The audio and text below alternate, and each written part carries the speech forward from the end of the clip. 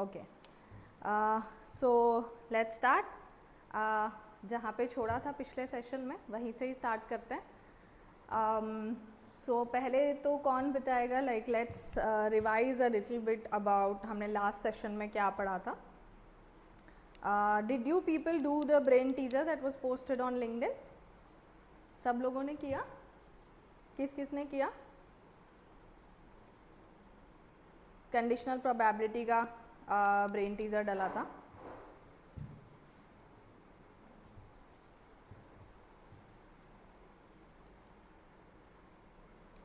Okay, all right. Okay, so who will tell me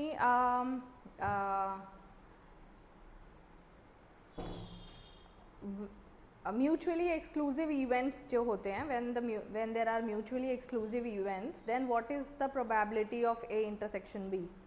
Like the event A and event B की probability का intersection, probability of A intersection B क्या होता है in case of mutually exclusive events? 0 ma'am. 0. Okay. And what is probability of A given B in case of independent events?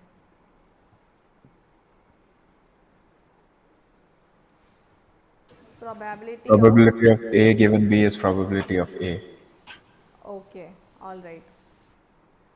बाकी औरों को नहीं आया है, एक ही बच्चा आंसर कर रहा है. Others also agree to this? Okay, all right. Orientation test paper revise करके आए हैं, जो ओरिएंटेशन टेस्ट का प्रोबेबिलिटी सेक्शन था.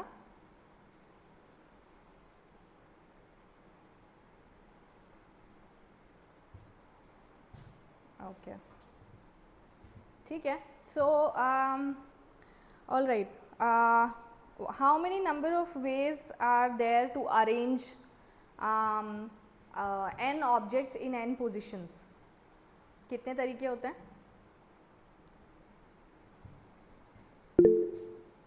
कोई और? anyone else?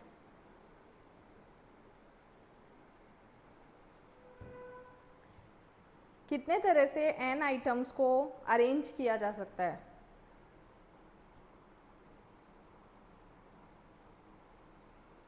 लास्ट सेशन में पढ़ा था. बाकी सब तक मेरी आवाज़ नहीं पहुंच रही है क्या? Ma'am n factorial. तो इतना धीरे धीरे जवाब कैसे आता है? ओके, n फैक्टोरियल, ठीक है. एंड अगर हमको what is the number of ways of arranging n items in are places? हाँ, नाथन बताओ. हाँ, n factorial by n minus r factorial. n factorial. अच्छा, okay. So basically N P R जिसे हम कहते हैं, आपने फॉर्मूला बताया n factorial by n minus R factorial which is N P R, यानी कि number of ways of like number of permutations for n objects to place in R seats like R vacant positions, right? Okay, so last session में हमने ये सब देखा था कि n factorial का कॉन्सेप्ट क्यों आया, like what it represents, n factorial क्या represent करता है, ये हमने देखा था.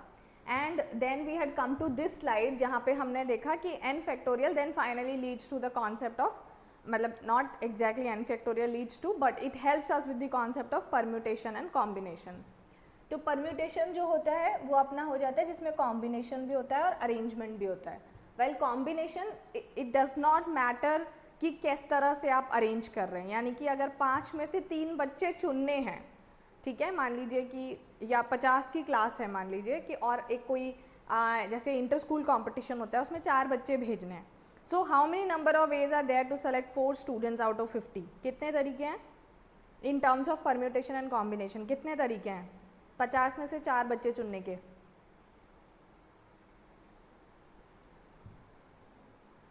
How many ways are there?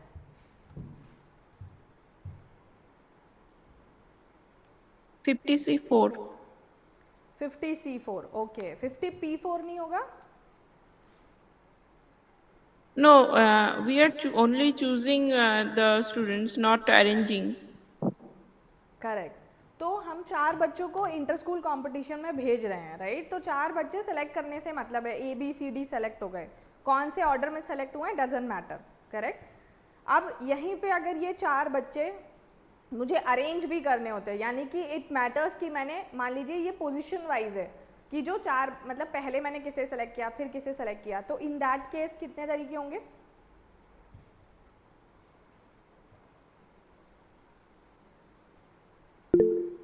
Anyone else? 50p4. 50p4 correct, क्योंकि 50c4 से हमारे पास कॉम्बिनेशंस आ जाते हैं कि 4 बच्चों को सेलेक्ट करने के इतने तरीके हैं, और उसमें जब हम इंटू 4 फैक्टोरियल कर देंगे यानी कि जो कि 50p4 के बराबर है, तो हमें ये मिल जाता है कि उन 4 बच्चों के सेलेक्ट होने के इतने तरीके हैं और फिर उन्हें अरेंज करने के इतने तरीके हैं, सिलेक्शन प्लस अरेंजमेंट। तो इस तरीके की जो टर्म्स होती हैं, अरेंज करो, लाइन अप, ऑर्डर, ये जो होती हैं परम्यूटेशन को रिप्रेजेंट करती हैं, यानी कि इंडिकेट करती हैं। यानी कि अगर आप कोई क्वेश्चन पढ़ रहे हैं और उसमें लिखा हुआ है कि अरेंज करो, तो यानी कि order matters, order, line up, तो this means order matters. While in the case of combination what are the key terms जो कि जनरली यूज होती है कि आप चूज करो, सेलेक्ट करो, पिक करो, इस तरीके की टर्म्स यूज होती हैं जहाँ पे ऑर्डर्स का कोई मतलब नहीं होता है। तो यहाँ पे जैसे कुछ एग्जाम्पल्स दिए हुए हैं, आगे हम बहुत सारे क्वेश्चंस करेंगे उसमें भी हम वो समझेंगे एग्जाम्पल्स। अच्छा, और ये भी आपको you must be knowing that 0 factorial is 1. 0 factorial is 1, ठीक है। तो ये हमारे पास ये वाला हो गया कि परम्यूटेशन कॉम्बिनेशन में क्या डिफरेंस होता है, क्या फॉर्मूले में फ़र्क होता है। फॉर्मूले में बहुत ही सिंपल सा डिफरेंस है, NCR इंटू आर फैक्टोरियल, क्योंकि हमें अरेंज भी करना था तो तरीके बढ़ गए, कितने से बढ़ गए, आर फैक्टोरियल टाइम्स बढ़ गए, बिकॉज उतने तरीके हैं उनको अरेंज करने के। So then coming to next slide, okay, let us try to prove this. आप लोग सब अपने like use your copy pen और वॉट एवर, और इसको फटाफट से प्रूव कर दो फर्स्ट को, और ये I think this is the same. अच्छा, ये सेकंड है, ये इसका ऑर्डर गलत है। फर्स्ट और सेकंड को क्विकली प्रूव कर लो और फिर यहाँ पर भी करके देख लेंगे, अगर नहीं होगा या जो भी है। Quickly try to prove these two derivation, these formula, कि ये कैसे आया। फॉर्मूला सबको पता है ना, परम्यूटेशन कॉम्बिनेशन का अभी देखा ही था कि NCR क्या होता है और NPR का फॉर्मूला क्या होता है। So just apply it here and try to prove this.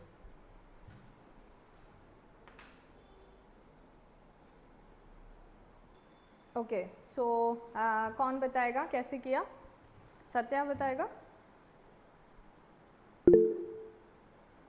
Okay, बताओ। मैम पहला वाला तो इजी है।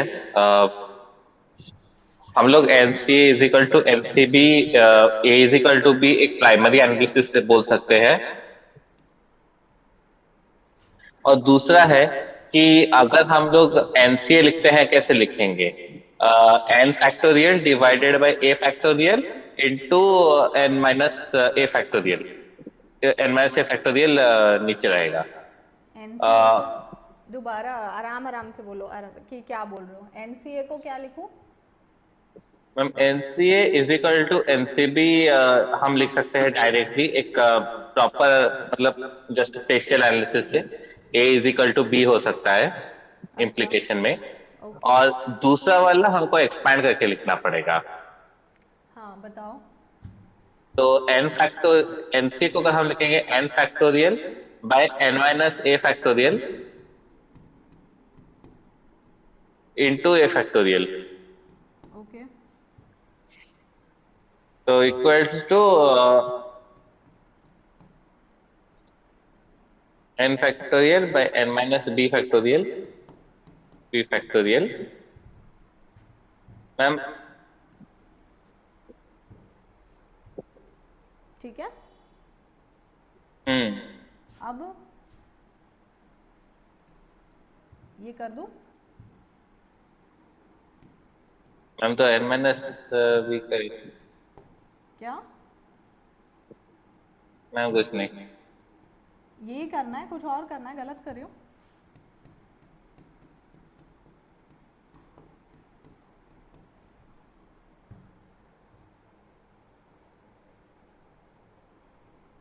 आगे तुमने कुछ और किया?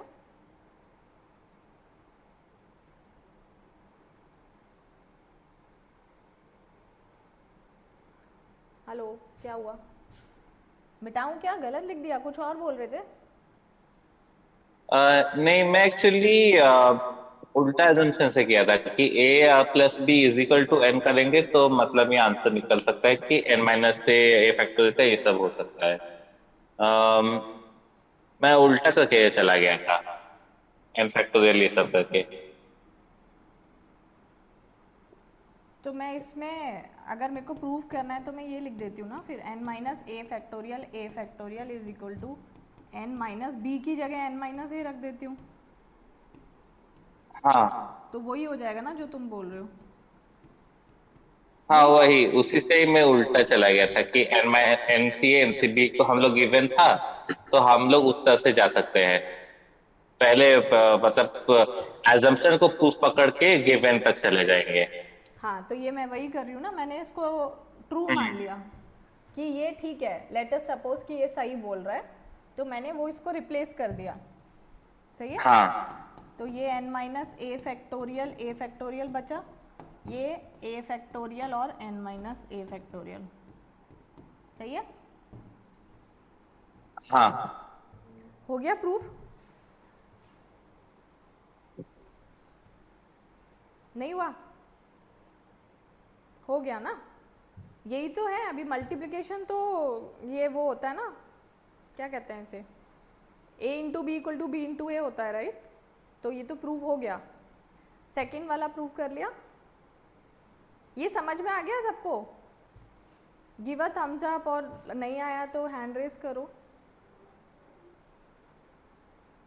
आ गया ना? इजी था, कुछ भी नहीं आया। आई जस्ट अज्यूम्ड कि ठीक है, इसको सही मान लेते हैं और फिर इसको सॉल्व कर दिया। ओके और नेक्स्ट वाला कौन बताएंगे? N C R plus N C R minus one is equal to N plus one C R. Simple simple है, ये तो मैं बस करवा रही हूँ। कौन बताएगा ये वाला? किसका हो गया? अंशु का हो गया।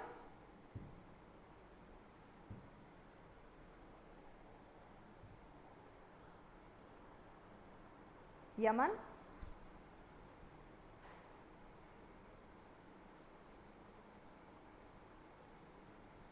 नम्रता,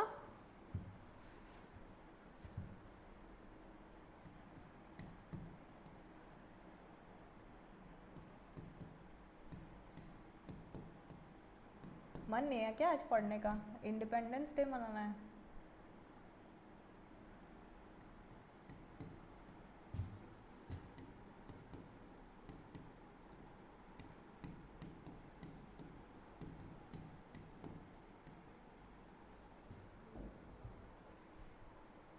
हाँ, ये सत्या सही लिखा है मैंने? Yes ma'am. कुछ गलत तो नहीं लिखा है? मैम नहीं, आगे क्या करूं? मैम कॉमन्स निकाल देंगे, एन फैक्टोरियल निकाल देंगे, N minus R plus one, N minus R का फैक्टोरियल निकाल देंगे, और आर माइनस वन का फैक्टोरियल निकाल देंगे। क्या बचा अंदर? ये आर बचा। मैम हाँ, R plus actually N factorial से पूरा इक्वेशन बचे one by R plus one by N minus R plus one. Okay, ऐसे लिख देते हैं। ये मैंने कॉमन निकाल लिया, one by R, one by this common निकाल लिया। इसमें बचा वन बाय आर प्लस इसमें क्या बचा? N minus R plus one. Ma'am ma'am N factorial ऊपर लिख दीजिए, गड़बड़ हो जाएगा, बेटर नहीं है। ठीक है। हाँ अभी ये मैम, सॉल्व अगर किया। इन दोनों को सॉल्व करने से हमको मिलेगा N plus one whole divided by R into N minus R plus one. इसको सम करेंगे तो आएगा n minus R plus one plus R divided by R into N minus R plus one. सही है। ये अपना बचा n plus one, this thing, इसको यहाँ लिख दूँ। तो ये हो गया n factorial into N plus one divided by, ये है n माइनस आर का फैक्टोरियल, ये है r माइनस वन का फैक्टोरियल, तो ये इसका फैक्टोरियल हो गया, r factorial into N minus R plus one का फैक्टोरियल हो गया नीचे,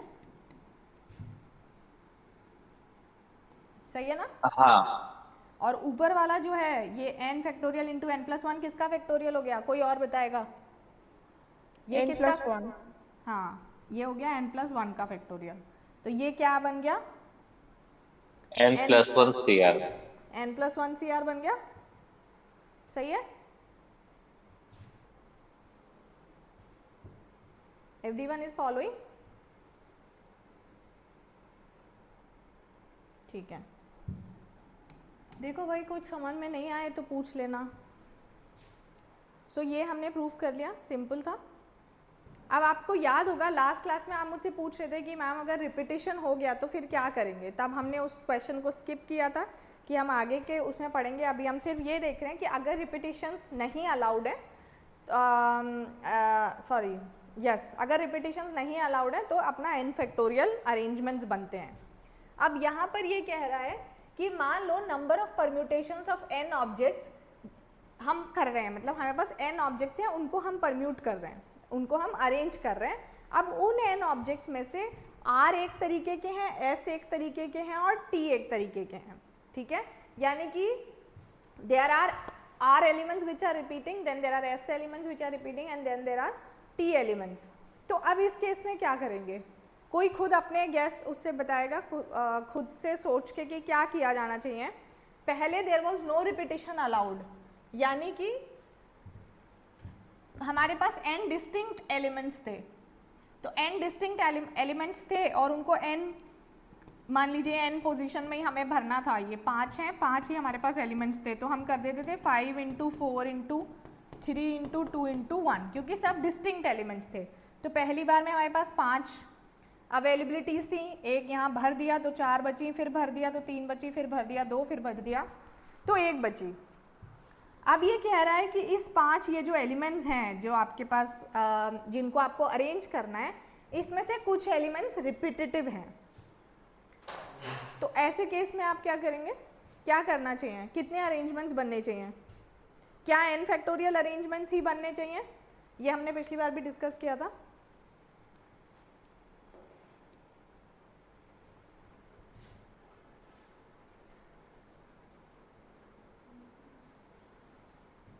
n फैक्टोरियल अरेंजमेंट्स ही बनेंगे श्रद्धा, अगर रिपीटेटिव एलिमेंट्स हैं। नो ना, नहीं बनेंगे ना। No, हाँ, क्यों नहीं बनेंगे? because there are different, not different. All n objects are not different, so there will be grouping of similar objects. यानी कि ऐसा कुछ कह सकते हैं कि ए, अभी तक तो हम ए बी सी डी ई बना रहे थे, तो ये सब अगर कोई भी केस प्लेस चेंज होगा तो it will be a different word.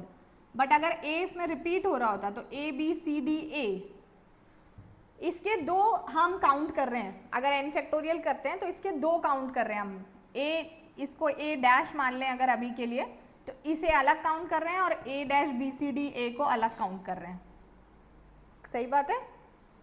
जबकि ये दोनों वर्ड सेम है, हमें अलग अलग काउंट नहीं करना चाहिए इनको। तो जब भी रिपीटिशन होता है तो हम क्या करते हैं, जितने भी एलिमेंट्स रिपीट हो रहे हैं उनको उसके फैक्टोरियल से डिवाइड कर देते हैं। यानी कि अगर मेरे पास n एलिमेंट्स थे तो अरेंजमेंट्स टोटल कितने पॉसिबल हैं, n फैक्टोरियल। उसमें रिपीट कितने हो रहे हैं, एक है कि r एलिमेंट्स का एक ग्रुप है, यानी कि r एलिमेंट्स एक जैसे हैं, s एलिमेंट्स एक जैसे हैं और t एलिमेंट्स एक जैसे हैं, तो उनसे मैंने डिवाइड कर दिया, r फैक्टोरियल से डिवाइड कर दिया, s फैक्टोरियल से डिवाइड कर दिया और t फैक्टोरियल से। कोई मुझे समझा सकता है कि ऐसा करने से कैसे ठीक आंसर आ जाएगा?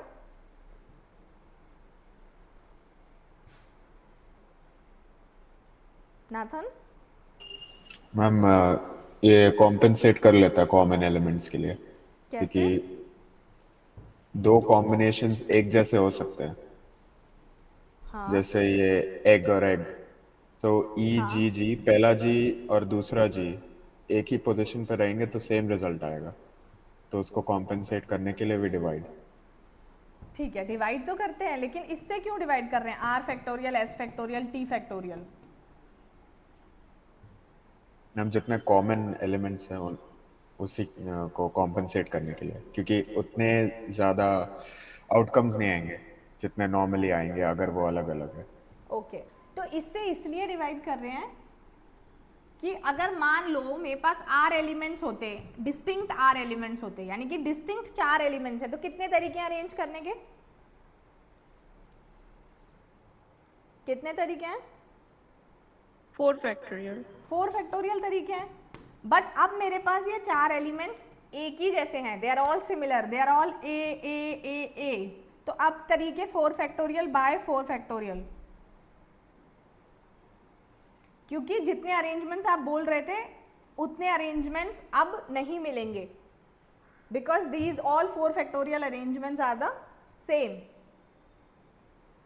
तो इसीलिए उसको हमने आर फैक्टोरियल से डिवाइड कर दिया कि वो कॉमन एलिमेंट्स की वजह से जितने एक्स्ट्रा अरेंजमेंट्स बन रहे थे, अगर आर कॉमन एलिमेंट्स है तो उनकी वजह से आर फैक्टोरियल अरेंजमेंट्स काउंट हो रहे होंगे, जबकि they are all the same, तो हमने आर फैक्टोरियल से डिवाइड कर दिया।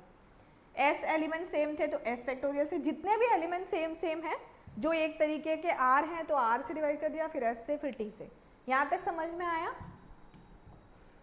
बेसिकली विद रिपीटिशन जब भी एलिमेंट्स प्रोवाइडेड हैं तो जितनी बार वो रिपीट हो रहे हैं उतने के फैक्टोरियल से हम एन फैक्टोरियल को डिवाइड कर देते हैं। यहाँ तक बात समझ में आई? किसी को कोई ऐसा है जिसे नहीं समझ में आई? ओके, ठीक है, तो ये सिंपल है और लॉजिकल भी है कि हमने इससे क्यों डिवाइड किया, क्योंकि हमें वो अरेंजमेंट से कोई लेना देना ही नहीं है, because they are all the same. So this is the possible number of permutations when in case of repetition. दूसरा हमारे पास आ जाता है permutation with fixed positions, यानी कि अगर मैं कुछ एलिमेंट्स की पोजीशन को फिक्स कर दूं कि ये तो यहीं आएंगे, तो बताओ कितने अरेंजमेंट्स पॉसिबल हैं। ठीक है, बात समझ में आई? जैसे कि इन how many ways can a group of 8 people line up for a photo, यानी कि 8 लोग हैं आपके पास, वो कितने तरीके से एक लाइन में खड़े हो सकते हैं if 3 of them must be at the ends of the line। तो हमारे पास 8 लोग हैं, 1 2 3 4 5 6 7 8। ये बोल रहे हैं in how many ways can a group of 8 people, तो ये 8 लोग हो गए। अब मान लीजिए इनको नाम दे देते हैं A B C D E F G H। हमेशा क्वेश्चन को लिख लो समझने के लिए कि क्या होना चाह रहा है। In how many ways can a group of 8 people line up? 8 लोगों को लाइन अप कर दिया for a photo if 3 of them must be at the ends of the line, यानी कि इनमें से 3 लोग ऐसे हैं जो एंड में ही खड़े रहेंगे, यानी कि ये 3 लोग should be at the end of the line। हाँ, एंड्स ऑफ द लाइन बोले ना, तो 3 लोग एक एंड पे 3 लोग एक एंड पे, तो टोटल 6 लोगों की पोजीशन फिक्स हो गई ना। नहीं, at the ends of the line मतलब photo if 3 of them must be at the ends of the line। नहीं मैम, Otherwise- लेकिन एंड्स है तो प्लूरल है, तो मतलब 2 एंड है। फिर वो ऐसे बोलता 3 of them each at the ends of the line। Okay ma'am, 3 of them बोल रहा है मतलब कि टोटल 3 लोग एंड में हैं लाइन के। अगर दोनों तरफ होते तो ईच आना चाहिए था कि 3 of them each at the end of the line। ठीक है, तो यहाँ पे हमारे पास आ गया कि 3 लोग तो हमेशा लाइन के एंड में खड़े रहने चाहिए, तो इन 3 लोगों को तो देखो ही मत, क्योंकि यहाँ पे तो हम कुछ कर ही नहीं सकते, मतलब कि इन तीनों में से किसी को भी हम यहाँ डाल नहीं सकते, ये तीनों यहीं रहेंगे। तो हम किस पे कर सकते हैं परम्यूटेशन? बचे हुए 5 पे। ये 5 यहाँ पे आपस में घूम सकते हैं, क्योंकि ये 5 वहाँ नहीं जाएंगे। Last 3 position F G H ने फिल करके रखे हुए हैं, तो इनके तरीके कितने हो गए घूमने के, लाइन में खड़े होने के? How many ways can these be arranged in the line? 5 factorial. 5 factorial. 5 factorial.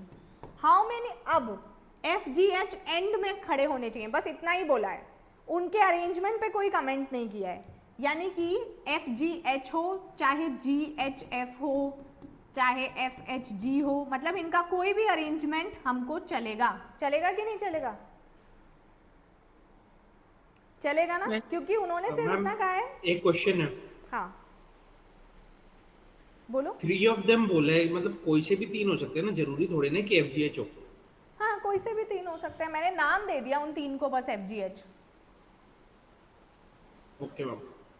वो तुम उसको ABC लिख दो, FGH को यहाँ लिख दो। तो फिर कॉम्बिनेशन ज्यादा हो जाएंगे ना, मतलब 8 लोग हैं तो पहले उनका फिर ये देखना पड़ेगा कि 3 के ग्रुप कितने बन सकते हैं 8 में से। नहीं तो फिर okay, so read the question carefully. अगर हमारे पास चॉइस होती कोई भी 3 की, तो फिर लिखा होता any 3 can be at the end of the line, और उसका कोई मतलब नहीं होता, क्योंकि एनीवेयर जब हम अरेंजमेंट बनाते तो एनी 3 तो एंड ऑफ द लाइन में आते ही। हाँ तो मैम फिर ये भी तो स्पेसिफाई नहीं कर रखा ना कि जो प्रोग्रेशनली कुछ स्पेसिफिक नहीं है ना यहाँ पे किस रिगार्डिंग नहीं है? रिगार्डिंग ये कि अगर लास्ट वाले 3 जो वैसे नॉर्मली एक कोई भी अरेंजमेंट ले सकते हो उसके लास्ट 3 फिक्स होने चाहिए। कोई भी एलिमेंट ले सकते हो, उसके लास्ट 3 फिक्स होने चाहिए, मतलब 8 लोग हैं, 1 से 8 नंबरिंग कर दी, हाँ तो 6 7 8 की जगह मैं 4 5 6 को लास्ट में खड़ा कर दूं, बाकी सबको आगे ले आऊं, कर दो। तो उससे फिर ज्यादा हो जाएंगे ना कॉम्बिनेशंस। नहीं ज़्यादा क्यों होंगे? तुम बोल रहे हो कि मैम आपने FGH को ही क्यों एंड में खड़ा किया, हो सकता है ये 3 लोग एंड में थे ABC, तो तुम ऐसे लिख दो FGH DE और ABC को फिक्स कर दो, ये फिक्स हो गए। अब सिर्फ ये मूव कर सकते हैं, तो मैम नाम कुछ भी ये दे जो दो। चीज है इसकी भी 5 फैक्टोरियल इनटू 3 फैक्टोरियल एक आएगा कॉम्बिनेशंस, और ऊपर वाले का भी आएगा क्योंकि दोनों पॉसिबल है। नहीं ओके ठीक है, तो तुम ये बोल रहे हो कि किसी भी 3 को एंड में खड़ा कर दो। Yes ma'am. तो अगर हम ये करेंगे कि किसी भी 3 को एंड में खड़ा, थोड़ा ध्यान से सोचो, अगर मान लो यहाँ में दिया ही नहीं होता कि किसी भी 3 को एंड में खड़ा करना है, बस इतना दिया होता कि 8 लोग हैं उन्हें लाइन में खड़ा करना है, कितने तरीके हैं, ठीक है, कितने होते? 8 फैक्टोरियल तरीके होते। इस 8 फैक्टोरियल तरीकों में, ये जो टोटल 8 फैक्टोरियल तरीके होते, इसमें हर पॉसिबल कॉम्बिनेशन ऑफ स्टूडेंट्स, यानी कि ABC BCD CDE या फिर ABE, हर पॉसिबल 3 का कॉम्बिनेशन एंड में आता। Yes ma'am. आता तो फिर सवाल का कोई मतलब ही नहीं बनता। लॉजिकली सोचो, तब तो अगर इस क्वेश्चन का मतलब ये होता कि मैम इसमें स्पेसिफाइड ही नहीं है, तो फिर कोई भी 3 एंड में खड़े हो सकते हैं, तो फिर ये लिखने का मतलब ही नहीं है कि if 3 of them must be at the end of the line, क्योंकि अगर कोई भी 3 एंड में खड़े हो सकते हैं तो फिर तो इसका मतलब है कि we are considering all possible combinations, यानी कि 8 factorial should be the answer. नहीं मैम वो लैंग्वेज से कंफ्यूज हो गए क्योंकि वहाँ पे बोल नहीं रखा ना कि कौन से 3 है या फिर लास्ट 3 ही है। इफ 3 ऑफ देम लिख रखा है मतलब कोई से भी 3 हो सकते हैं। कोई से भी 3 हो सकते हैं, लेकिन उस क्वेश्चन में ये क्लियर है कि दोज आर फिक्स्ड पीपल, कि अगर 8 लोग हैं तो उनमें से 3 लोग हैं जो हमेशा एंड में ही खड़े होंगे, राम सूरज और व्हाटएवर थर्ड पर्सन, ये 3 लोग हमेशा एंड में ही खड़े होंगे। ये क्लियर है क्वेश्चन में, एक बार आप दोबारा पढ़ोगे तो आप समझ जाओगे, ठीक है। तो question clearly specifies that 3 people out of these 8 should be at the end of the line always. तो बताओ कितने पॉसिबल अरेंजमेंट्स हो सकते हैं, इसीलिए ये आया, ठीक है। तो अब ये वाला क्वेश्चन हो गया कि परम्यूटेशंस विद फिक्स्ड पोजीशंस, जब भी हमारे पास फिक्स्ड पोजीशंस हैं कि भाई ये चीज़ तो यहीं रहेगी, तो बताओ कितने पॉसिबल कॉम्बिनेशंस या अरेंजमेंट्स होंगे, तो ये उसका हो गया।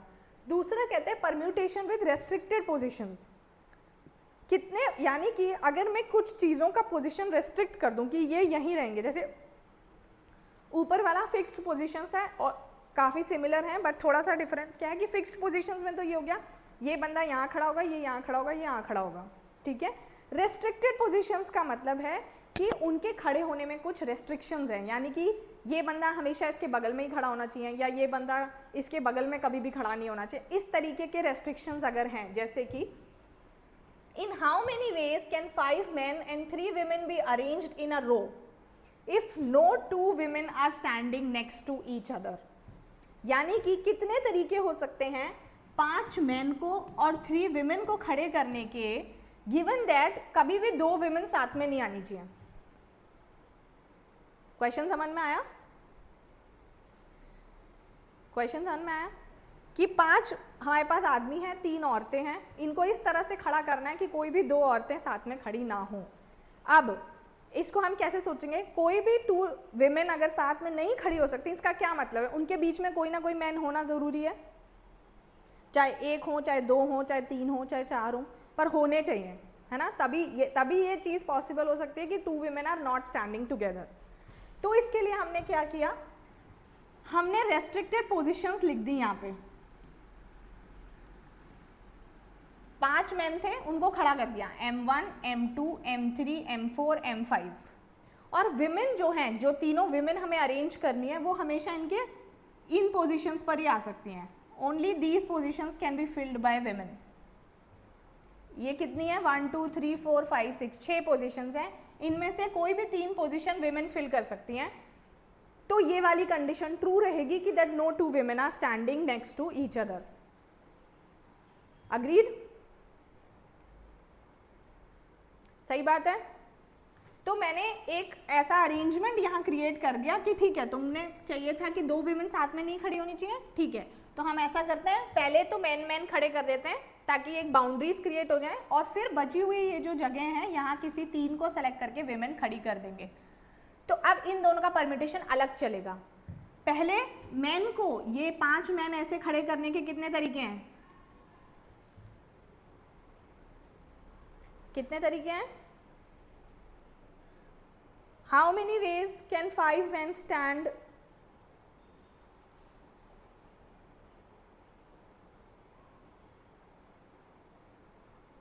पांच तरीके हैं। 5 factorial. 5 फैक्टोरियल ना नम्रता? ठीक है, सो 5 फैक्टोरियल तरीके हैं। तो यहाँ पे अगर मैं M1, M2, M3, M4, M5 को खड़ा करना चाहती हूँ तो 5 फैक्टोरियल तरीके हैं। अब मेरे को क्या करना है, बीच बीच में जो जगहें हैं, ये 6 जगहें, इसमें से कोई 3 जगह चुननी है, 3 जगह चुननी है क्योंकि 3 लेडीज खड़ी करनी है। तो 6C3 3 जगह चुन ली। अब चुन तो ली, अरेंजमेंट भी होगा। जैसे मान लो 3 तुमने कोई भी चुनी, तो W1, W2 और W3। अब इनका अरेंजमेंट भी पॉसिबल है कि W1 पहले खड़ी है, फिर W2, फिर W3, या फिर एनी अदर वे। तो इंटू 3 फैक्टोरियल, या फिर आप इसको ऐसे लिख सकते हैं 5 फैक्टोरियल इंटू 6P3। ठीक है, मेक सेंस? तो ये हो गया विद रेस्ट्रिक्टेड पोजीशंस। ये मैं आपको एक एक एग्जाम्पल से समझा रही हूँ ताकि आपको समझ में आए, पर जब when you will do questions तो आपको और इसमें क्लैरिटी और प्रैक्टिस आएगा। बट आई होप ये क्लियर होगा कि हमने किस तरह से किया। कोई डाउट है इधर, इसमें कोई डाउट? ठीक है, नेक्स्ट क्वेश्चन बोलते हैं, इसी रेस्ट्रिक्टेड पोजीशंस का ही क्वेश्चन है। In how many ways can the letters in the word success be arranged if no 2 S's are next to one another?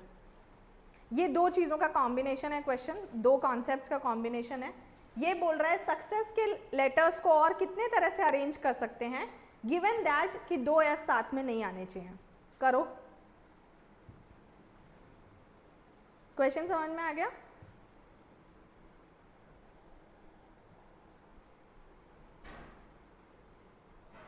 SUCCESS।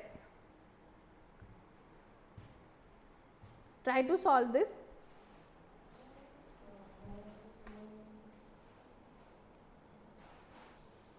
क्या कोई कुछ बोल रहा है? मैम हमें क्या पूरा नंबर निकालना पड़ेगा? पूरा नंबर मतलब नहीं, बस मतलब formula. You don't need to solve it, just कि आपने कैसे निकाला, जैसे हमने यहाँ पे लिखा हुआ ना 5 फैक्टोरियल इंटू 6P3, बस इतना। किसका हो गया? मैम मेरा हो गया। और नाथन का हो गया और श्रद्धा का हो गया। 3 ही बच्चे पढ़ रहे हैं क्या क्लास में? बाकी लोग का क्यों नहीं हुआ है? जागृत,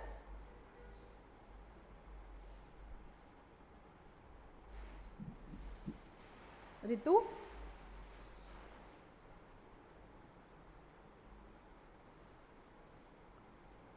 करो।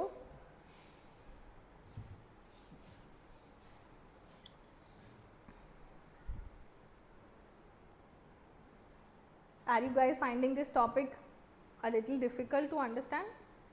Permutation combination पहली बार पढ़ रहे हो क्या, ऐसा है? बाकी बच्चे अच्छा फर्स्ट टाइम पढ़ रहे हैं। बाकी what about the rest of you? Ma'am पहली बार नहीं पढ़ रहे, लेकिन क्या थोड़ा रिवीजन करने में टाइम लग रहा है। वो थोड़ा पीएनसी थोड़ा टेढ़ा टॉपिक है ना। ओके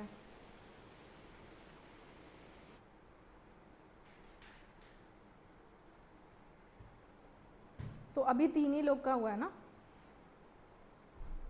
कैसे सोच रहे हो? चलो मुझे ये बताओ। ये ज़रूरी नहीं होता जब हम कहीं पे इंटरव्यू भी देते हैं ना, तो भी ये ज़रूरी नहीं होता कि हम सवाल तक जवाब तक पहुंच जाएं। आप किस तरह से सोच रहे हो, how are you basically trying to reach the solution is also very important. तो कौन बताएगा कि मैम मेरा ये थॉट प्रोसेस है बट मुझे एग्जैक्टली नहीं समझ में आ रहा।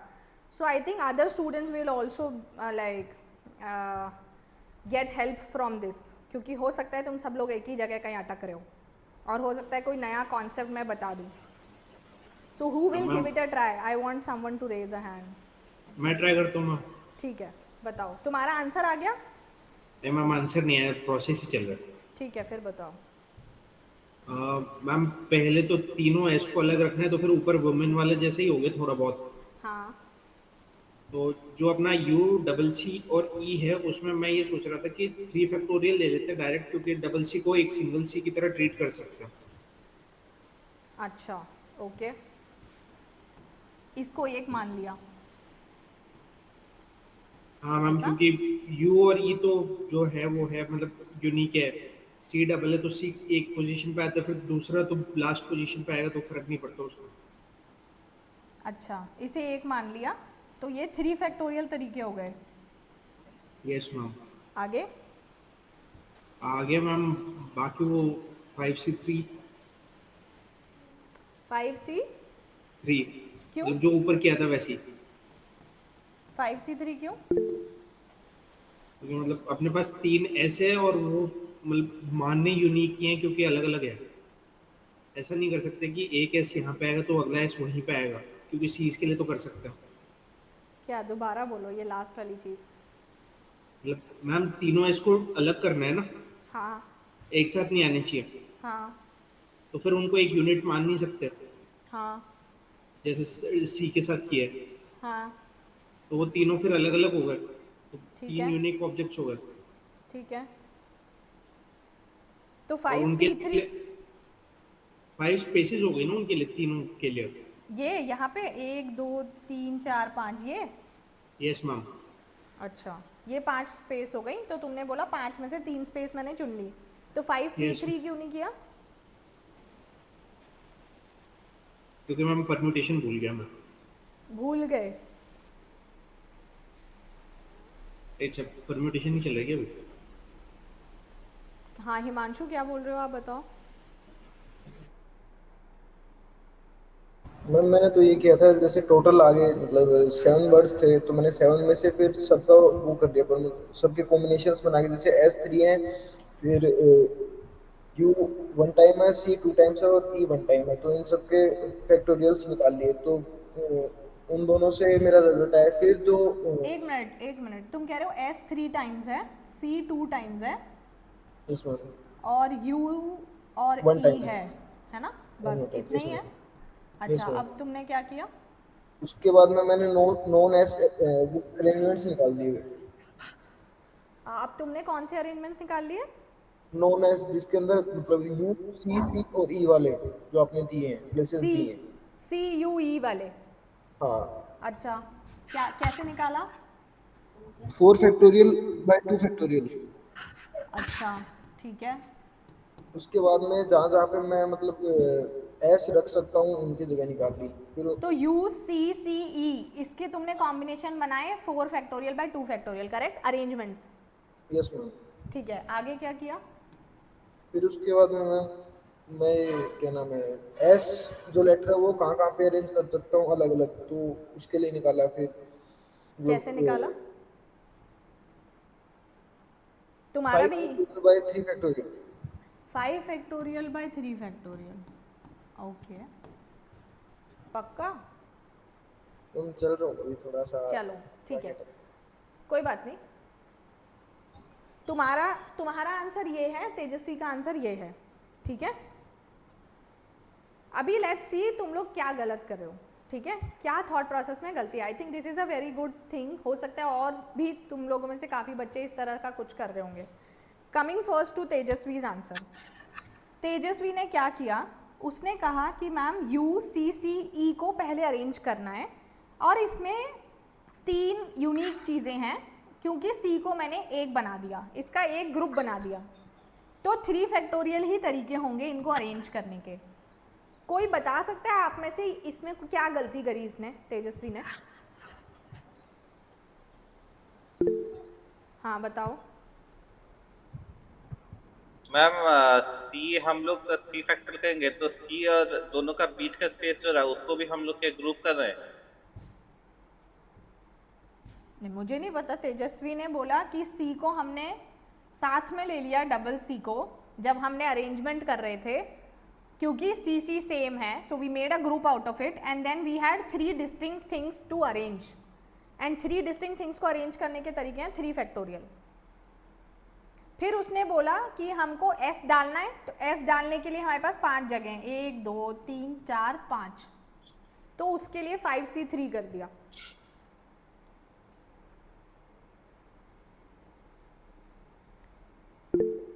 हाँ श्रद्धा। I think actually we have 4 distinct things. So we should first count 4 factorial and then consider the typically the C's and S's for the different things. तो श्रद्धा आप क्या बोल रहे हो, कैसे करूं फिर मैं 4 फैक्टोरियल लिख दूं? There are 4 distinct letters U, C, E and S. अच्छा, okay. So for this, we are taking 4 factorial. Now there are 2 C's, and there is no restriction that the C's cannot be next to one another. So it can be or cannot be. So for this thing, we are taking to division of 2 factorial. अच्छा, तो हमने 4 factorial इसलिए लिया क्योंकि हमारे पास ये 4 distinct elements थे, तो हमने इनको 4 फैक्टोरियल से अरेंज किया, और फिर हमने बोला कि क्योंकि C 2 बार आ रहा है तो हमने उसको 2 फैक्टोरियल से डिवाइड कर दिया। हाँ, तो फिर S तो 3 बार आ रहा है। हाँ, telling. अच्छा, And now there are the possibilities that we can arrange aces with next to one another and not one another. So we are taking no 2 aces are next to one another because it is required. So then I am taking that spaces between the letters for actually selecting aces. 1 2 3 4 5। Yes. अच्छा, So that's why we are taking 5C3 because there are 3 aces. तो 5P3 क्यों नहीं किया? Okay, but because we are choosing and aces are all identical, we are choosing just not arranging between this. अच्छा, तो ये answer था तेजस्वी का, ये आंसर था हिमांशु का, और ये आंसर है श्रद्धा का।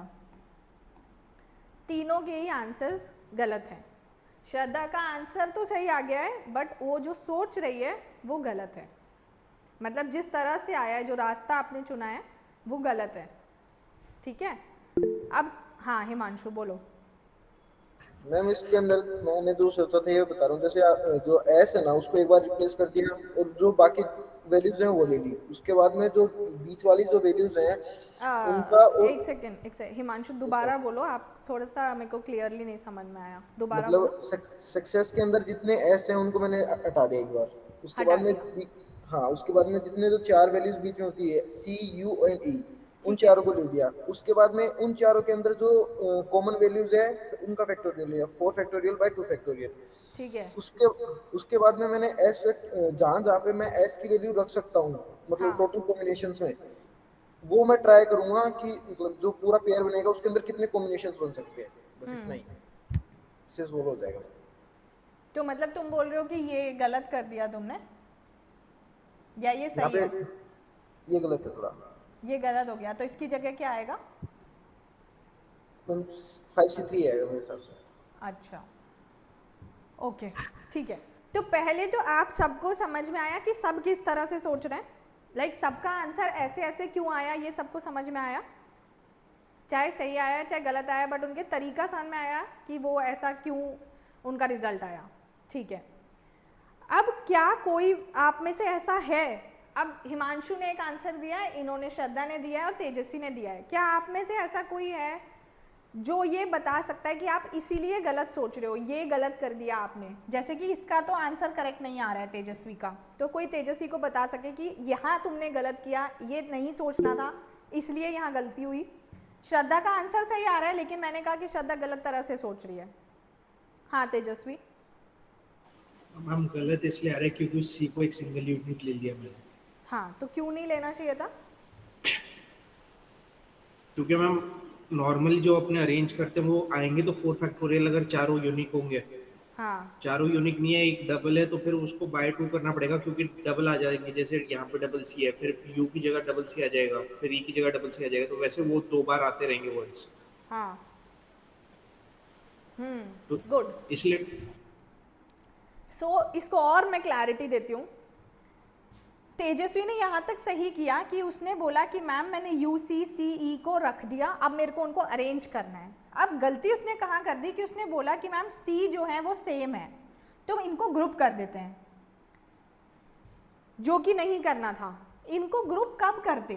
क्वेश्चन में ऐसा क्या लिखा होता कि हम सी सी को ग्रुप करके काम करते?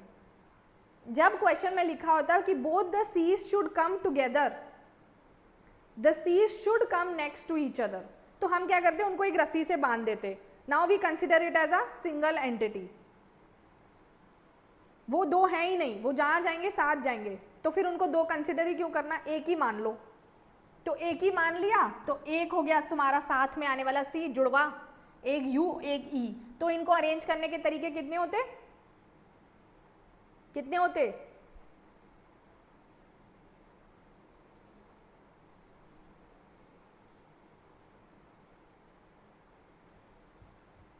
मैंने जो पहले आंसर दिया था 3 फैक्टोरियल है ना, क्योंकि एक ये है, now this is considered as one, this is one entity, एक यू है एक ई है, तो तरीके हो गए 3 फैक्टोरियल।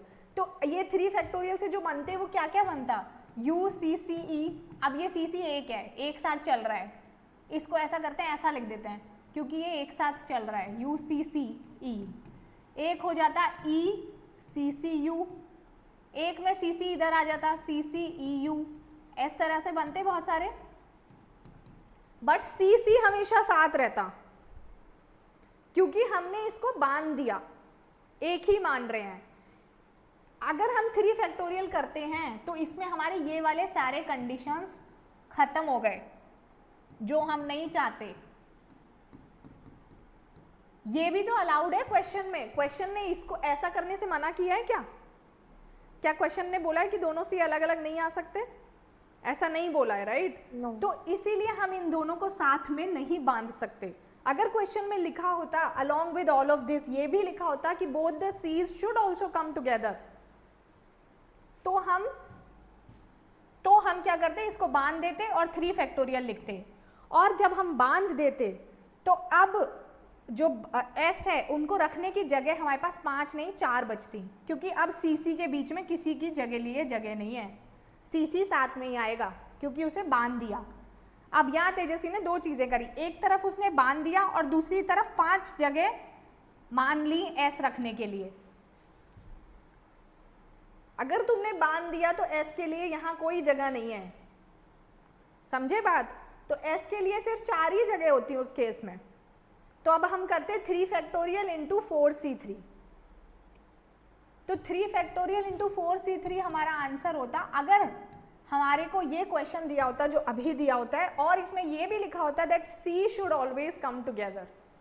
बात समझ में आई? यहां तक की बात समझ में आई सबको? I should see all thumbs up कि हाँ भाई सबको समझ में आ गई। तो अब हमें समझ में आई तेजस्वी ने क्या गलती करी। अब क्योंकि हमको सी को बांधना नहीं है, we don't want to club C, क्योंकि ऐसा हमें क्वेश्चन में कहीं नहीं लिखा है कि सी शुड बी क्लब्ड। क्वेश्चन ने हमें फ्रीडम दिया है कि आप सी को कैसे भी रख सकते हैं। तो इसीलिए हम क्या करेंगे, जो कि हिमांशु ने किया कि 4 फैक्टोरियल बाय 2 फैक्टोरियल। तो 4 थे तो 4 फैक्टोरियल हो गया तरीका, 2 रिपीटेटिव एलिमेंट्स थे तो डिवाइडेड बाय 2 फैक्टोरियल कर दिया, यही पढ़ा था पिछली बार हमने। तो 4 फैक्टोरियल बाय 2 फैक्टोरियल। अब 5 जगह हैं बीच में खाली जहां पर एस आ सकता है, कहीं पर भी मैं एस को रख दूं, कहीं पर भी किसी भी 3 पोजीशंस में, no 2 S's will come together, correct, क्योंकि उनके बीच में कोई ना कोई आ ही जाएगा, या तो यू आ जाएगा या सी या ये। तो इनटू 5C3, क्योंकि इन 5 में से मेरे को 3 पोजीशन सेलेक्ट करनी है एस के लिए। सेलेक्ट कैसे करते हैं, 5C3। अब इनटू 3 फैक्टोरियल, क्योंकि 3 एसेस हैं, 3 एस हैं तो 3 एस को अरेंज करने के लिए 3 फैक्टोरियल तरीके हैं, पर तीनों एस रिपीटेटिव हैं तो डिवाइडेड बाय 3 फैक्टोरियल। ये लिखने की जरूरत नहीं है, दिस इज अंडरस्टूड, बट फिर भी मैंने बता दिया कि 3 एस थे तो उनको अरेंज करने का तरीका 3 फैक्टोरियल, पर रिपीटेशंस कितने थे, 3, तो डिवाइडेड बाय 3 फैक्टोरियल। सो क्योंकि तीनों एसेस सेम थे, there was no need for arrangement, इसलिए 5C3। श्रद्धा ने क्या गलती, अच्छा ये समझ में आ गया हिमांशु का कैसे सही आया सेकंड चांस में, how we finally got this, ठीक है, ओके। अब हम श्रद्धा का डिस्कस कर लेते हैं कि श्रद्धा ने क्या मिस्टेक किया। श्रद्धा का बाय चांस आंसर सही आ गया। श्रद्धा आप बताओगे खुद ही, आपने क्या गलती कर दी? Yeah, I was also taking C as one entity. You took C as one entity, वो एक चीज़ है, लेकिन आपने जो दूसरी मेजर गलती करी थी वो ये थी कि आपने बोला S आ रहा है कितनी बार, S कितनी बार आ रहा है, 3 बार, S 3 बार आ रहा है, U 1 बार आ रहा है, E 1 बार आ रहा है और C 2 बार आ रहा है। तो आपने बोला 4 डिस्टिंक्ट एलिमेंट्स हैं तो आपने 4 फैक्टोरियल कर दिया, यही बोला था। ऐसा नहीं होगा, No. नहीं होगा ना। अगर सारे के सारे हमें अरेंज करने रहते विदाउट एनी रेस्ट्रिक्शंस, तो बताओ श्रद्धा क्या आंसर आता? कोई रेस्ट्रिक्शन नहीं है, बस सक्सेस के एलिमेंट्स को अरेंज करना है।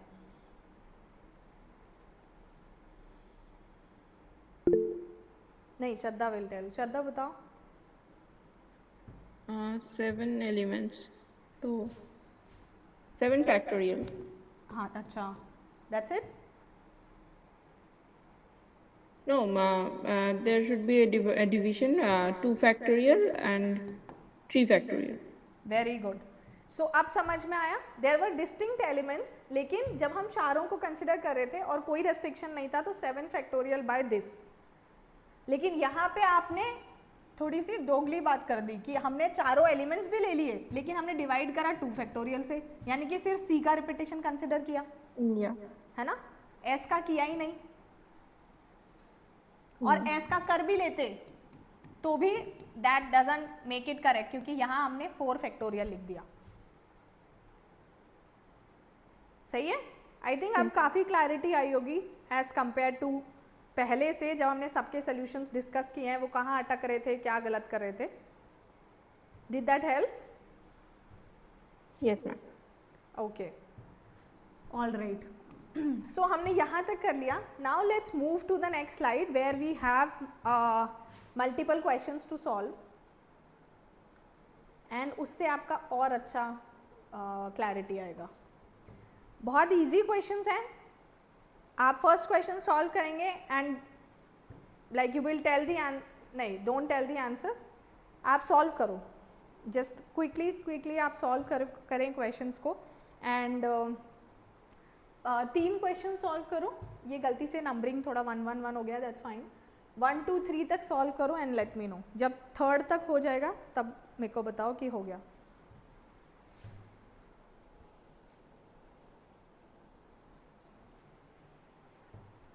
सौरभ का हो गया?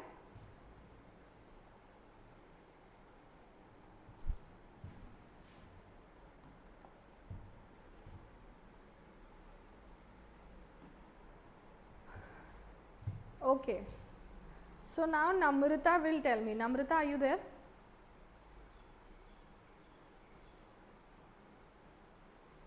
Okay. Mic is working? Unmute करके बोलो.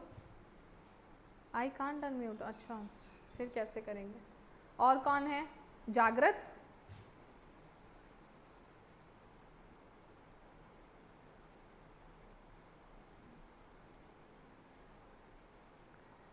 अनुराग?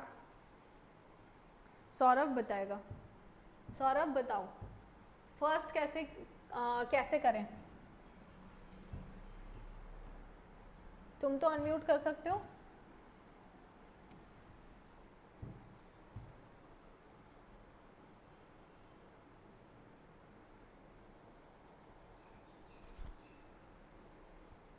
सौरभ, इतनी बार क्यों बुलवाते हो यार?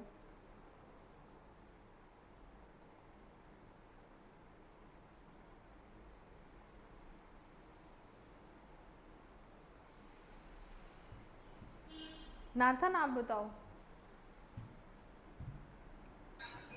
मैम फर्स्ट वन हाँ, फर्स्ट वन का होगा 4 फ्लैग्स है और signal requires 2 flags, so it will be 4p2.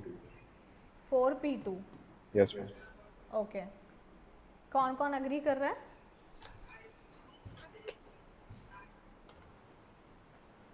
Four P2 से एवरीवन अग्रीज?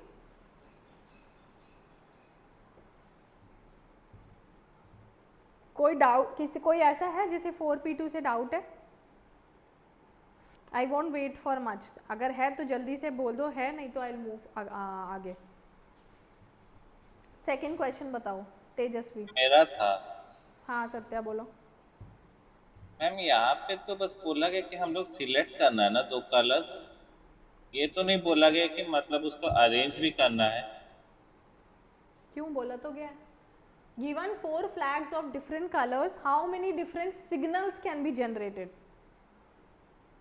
तो how many different signals can be generated? तो अगर ऊपर रेड और नीचे ग्रीन आया सिग्नल में तो this is a different signal, और अगर सिग्नल में ऊपर ग्रीन और नीचे रेड आया this is a different signal.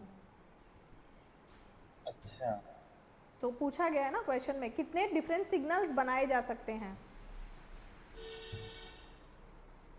Ma'am 10. Second का यस मैम. कैसे किया वो बताओ. मैम मतलब इवन नंबर फॉर्म करना है तो फिर 2 और 4 होना चाहिए एंड में, तो वो 2 चॉइसेस अपने पास. इवन नंबर होना चाहिए. How many 2 digit. अच्छा, तो एंड में हमारे पास 2 चॉइसेस हैं. ओके. और डिजिट्स रिपीट कर सकते हैं, तो फिर पहले डिजिट के लिए अपने पास 5 चॉइसेस है, 1 2 3 4 5, तो 5 × 2 = 10. ओके. किस किस का यही आया है?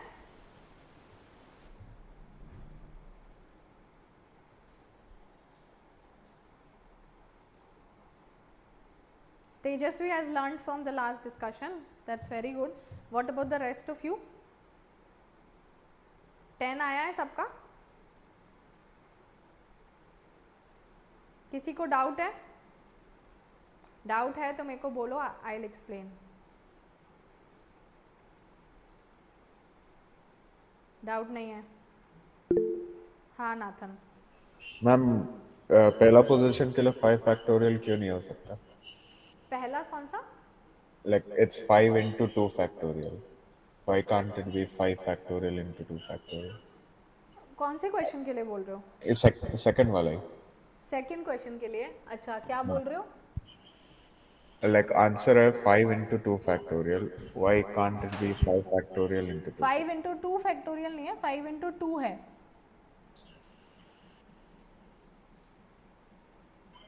Oh, okay, okay. यहाँ के लिए फर्स्ट पोजीशन के लिए हमारे पास कितनी चॉइस है? 5. हम ऐसे ही तो करते हैं ना अरेंजमेंट, कि पहली के लिए कितनी चॉइस है, दूसरी के लिए कितनी चॉइस है, सबको मल्टीप्लाई कर देते हैं. तो पहली के लिए कितनी चॉइस है? 5. Yes ma'am. और दूसरी के लिए कितनी चॉइस है? 2, क्योंकि इवन नंबर होना चाहिए और इवन हमारे पास 2 और 4 ही है यहाँ डिजिट, तो it is into 2। Okay. Factorial तो आ ही नहीं सकता ना, 5 फैक्टोरियल तो तब आएगा जब 5 जगह हो, 5 जगह Okay. होंगी तब 5 फैक्टोरियल बनेगा ना। या और अंडरस्टूड। कोई डाउट? थर्ड कौन बताएगा?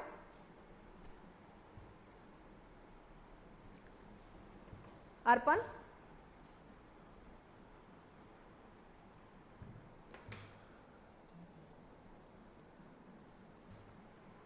थर्ड कौन बता रहा है? हाँ तेजस्वी बताओ।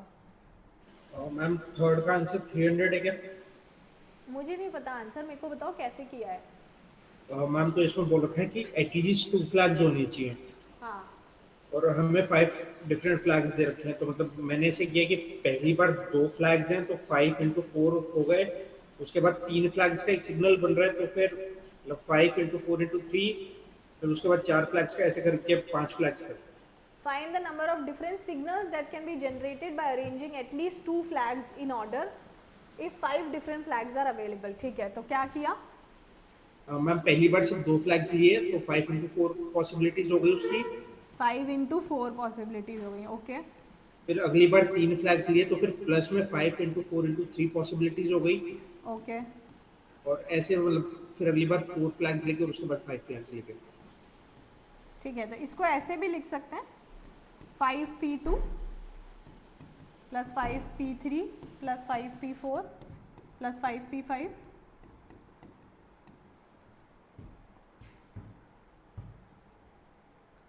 ऐसे लिख सकते हैं।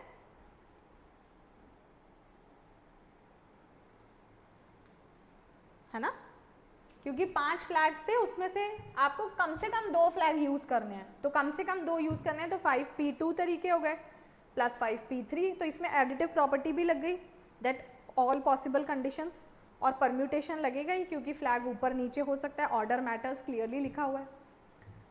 Everyone clear? ये समझ में आ गया?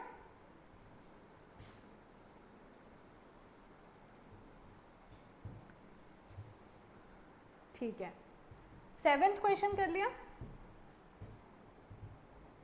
7th किसने कर लिया?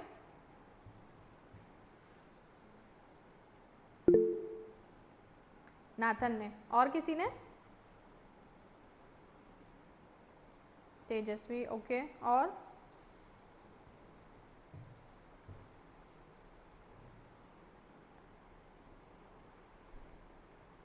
नम्रता, ऋतु, अंशु,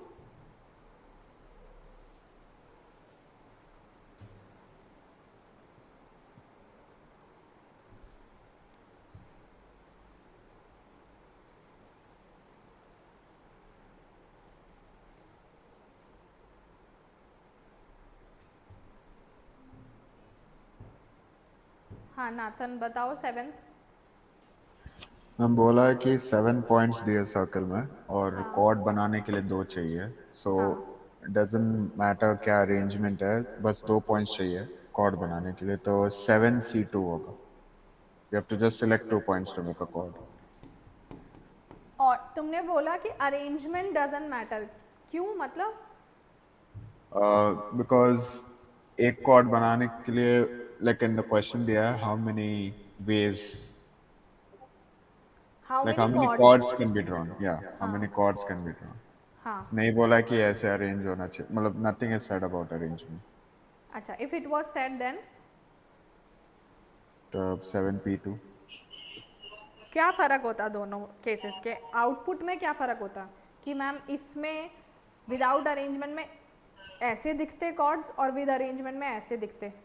अब इसने बोला है तुम्हारे पास एक सर्कल है ना, यही बोला है 7 पॉइंट्स हैं, 1 2 3 4 5 6 7, यही बोला है।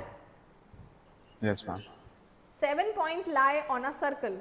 कॉर्ड क्या होता है? Straight line connecting 2 points. Straight line connecting 2 point, that's it.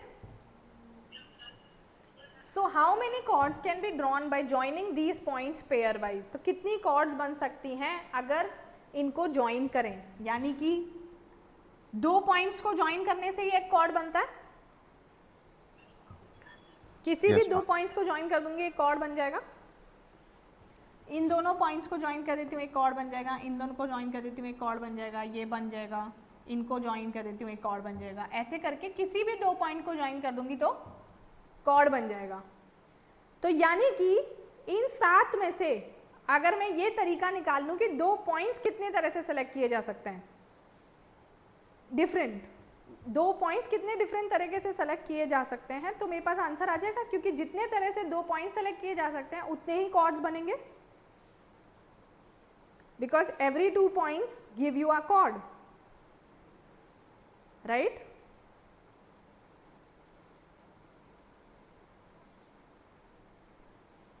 सो अगर 7C2 कर देते हैं तो हमें ये पता चलता है कि ये 7 पॉइंट्स दिए हुए हैं, इसमें से 2 पॉइंट सेलेक्ट करने के कितने तरीके हैं।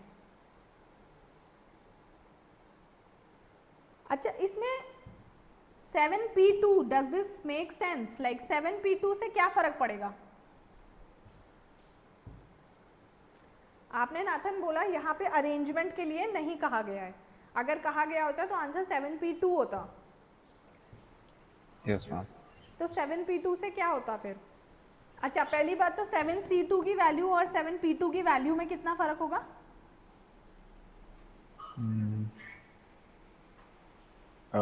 डिवाइडेड बाय 2 फैक्टोरियल, मतलब डिफरेंस वही होगा। इंटू 2 हो जाएगा, मतलब ये, राइट? हाँ हाँ 7C2 इंटू 2 जो है 7P2 होगा। Yes ma'am. तो यानी कि तुम बोल रहे हो अगर हम अरेंजमेंट को कंसिडर करते तो 2 टाइम्स कॉर्ड बनती, यही कह रहे हो ना? नहीं, 2 टाइम्स कम कॉर्ड बनती, because you can't use the same points. 2 times कम कॉर्ड बनती? 7C2 तो हमारा आंसर है ना अभी। हाँ अब तुम कह रहे हो अगर अरेंजमेंट कंसिडर करते तो 7P2 आंसर होता, विच हाँ इज हाँ 2 टाइम्स ज्यादा होता है, 2 टाइम्स ज्यादा होता 2 टाइम्स ऑफ 7C2, राइट? है। Yes ma'am yes. तो क्या मतलब है इस बात का? ए बी सेलेक्ट किया, P2 का मतलब क्या होता है कि A B is different from B A. अगर मैं 2 पॉइंट सेलेक्ट कर रही हूँ तो उनका अरेंजमेंट मैटर करता है, यही मतलब होता है परम्यूटेशन का, 7P2 करने का यही मतलब है कि आप 2 चीजें सेलेक्ट कर रहे हो और उनका अरेंजमेंट भी मैटर करता है। यानी कि 2 पॉइंट्स अगर सेलेक्ट किए ए बी, तो is chord A B different from chord B A? एक बार मान लो मैंने पॉइंट सेलेक्ट किया ए और बी, दूसरी बार सेलेक्ट किया बी और ए, तो क्या कॉर्ड बी ए और कॉर्ड ए बी अलग अलग हैं?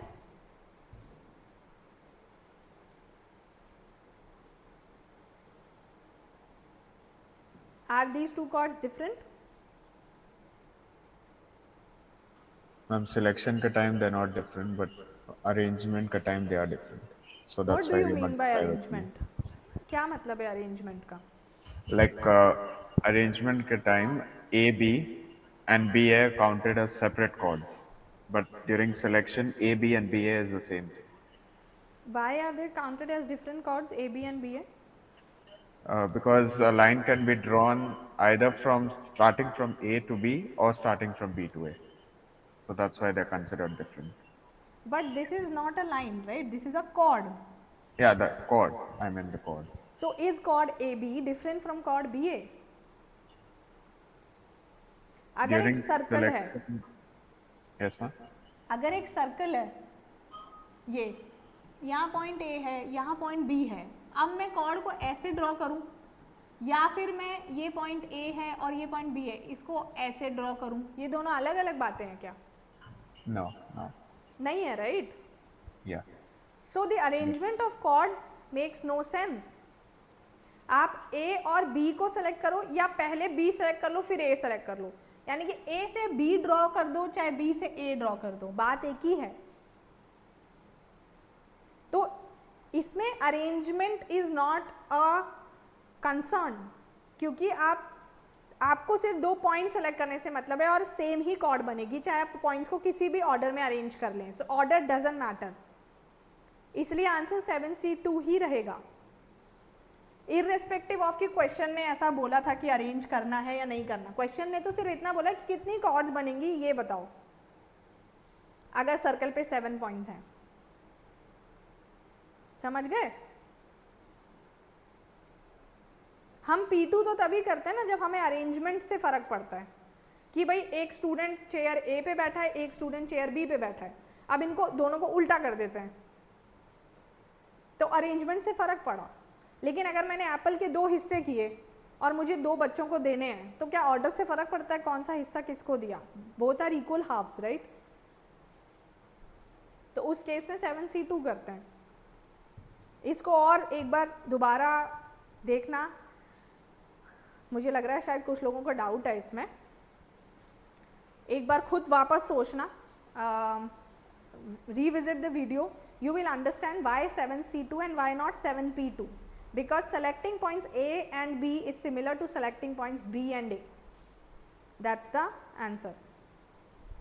8th question और कर लो, do 8th question.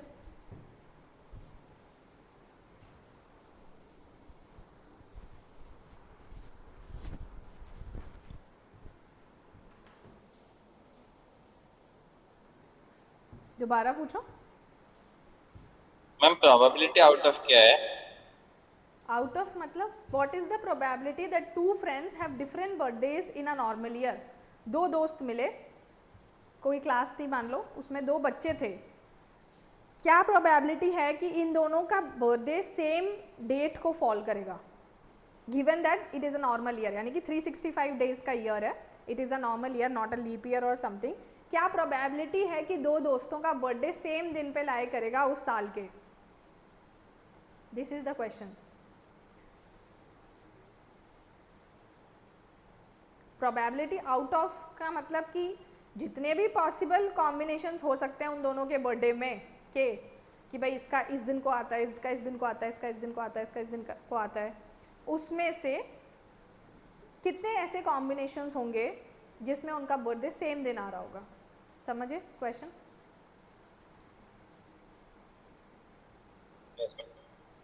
ओके, करो। और टाइम चाहिए थोड़ा सा करने के लिए, और should I discuss?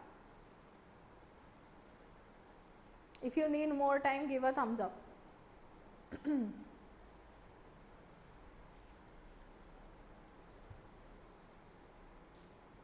No thumbs up. Okay. So should I discuss then? Himanshu, कैसे किया?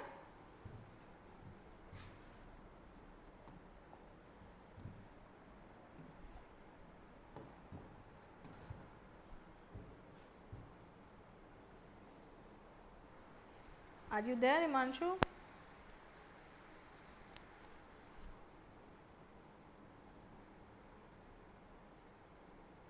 हाँ तो बताओ, अनम्यूट करो। हेलो, इसमें हाँ बताओ कैसे किया? मैम ये जो टोटल उसके पॉसिबल कॉम्बिनेशंस निकाली है अपने की, मतलब 365 डेज में से कितने हो सकते हैं, तो दोनों के निकाल लिए 365, मतलब फर्स्ट तेज तेज बोलो, तेज बोलो। थोड़ा इश्यू है इसमें।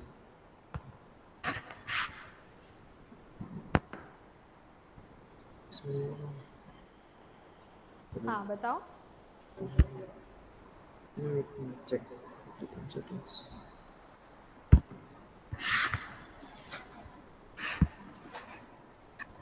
अपने total number of favourable outcomes और पॉसिबल आउटकम्स में निकाले मैंने। Favourable outcomes divided by possible outcomes. अच्छा Yes, ma'am. अब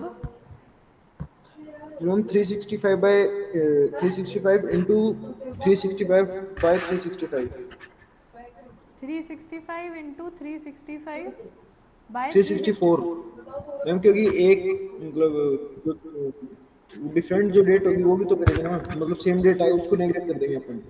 365 into 364 divided by divide by 365 plus 365 मेरे हिसाब से अजम्पशंस के हैं मैंने। ये मेरे को समझाना ज़रा कैसे आया? मैम जैसे मतलब दोनों की सेम हो सकती है, या फिर मतलब टोटल ईयर्स में से क्या तो एक दिन सेम हो सकते हैं, या फिर टोटल डिफरेंट हो गए वो। तो जिस दिन सेम हो गया ना वो दिन को कॉमन कर दिया, और बाकी सब डिफरेंट हो गए 365। तो मेरे हिसाब से तो मतलब यही हुआ। नीचे 365 इंटू 365 क्यों आया? हम टोटल डेज है ना दोनों के। तो एक तो मल्टी मैंने इसमें हाँ समझाओ, 365 इंटू 365 क्यों आया? मैम 365 मतलब डेज में से दो दो हैं, मतलब एक में तो अपन को टोटल जिसमें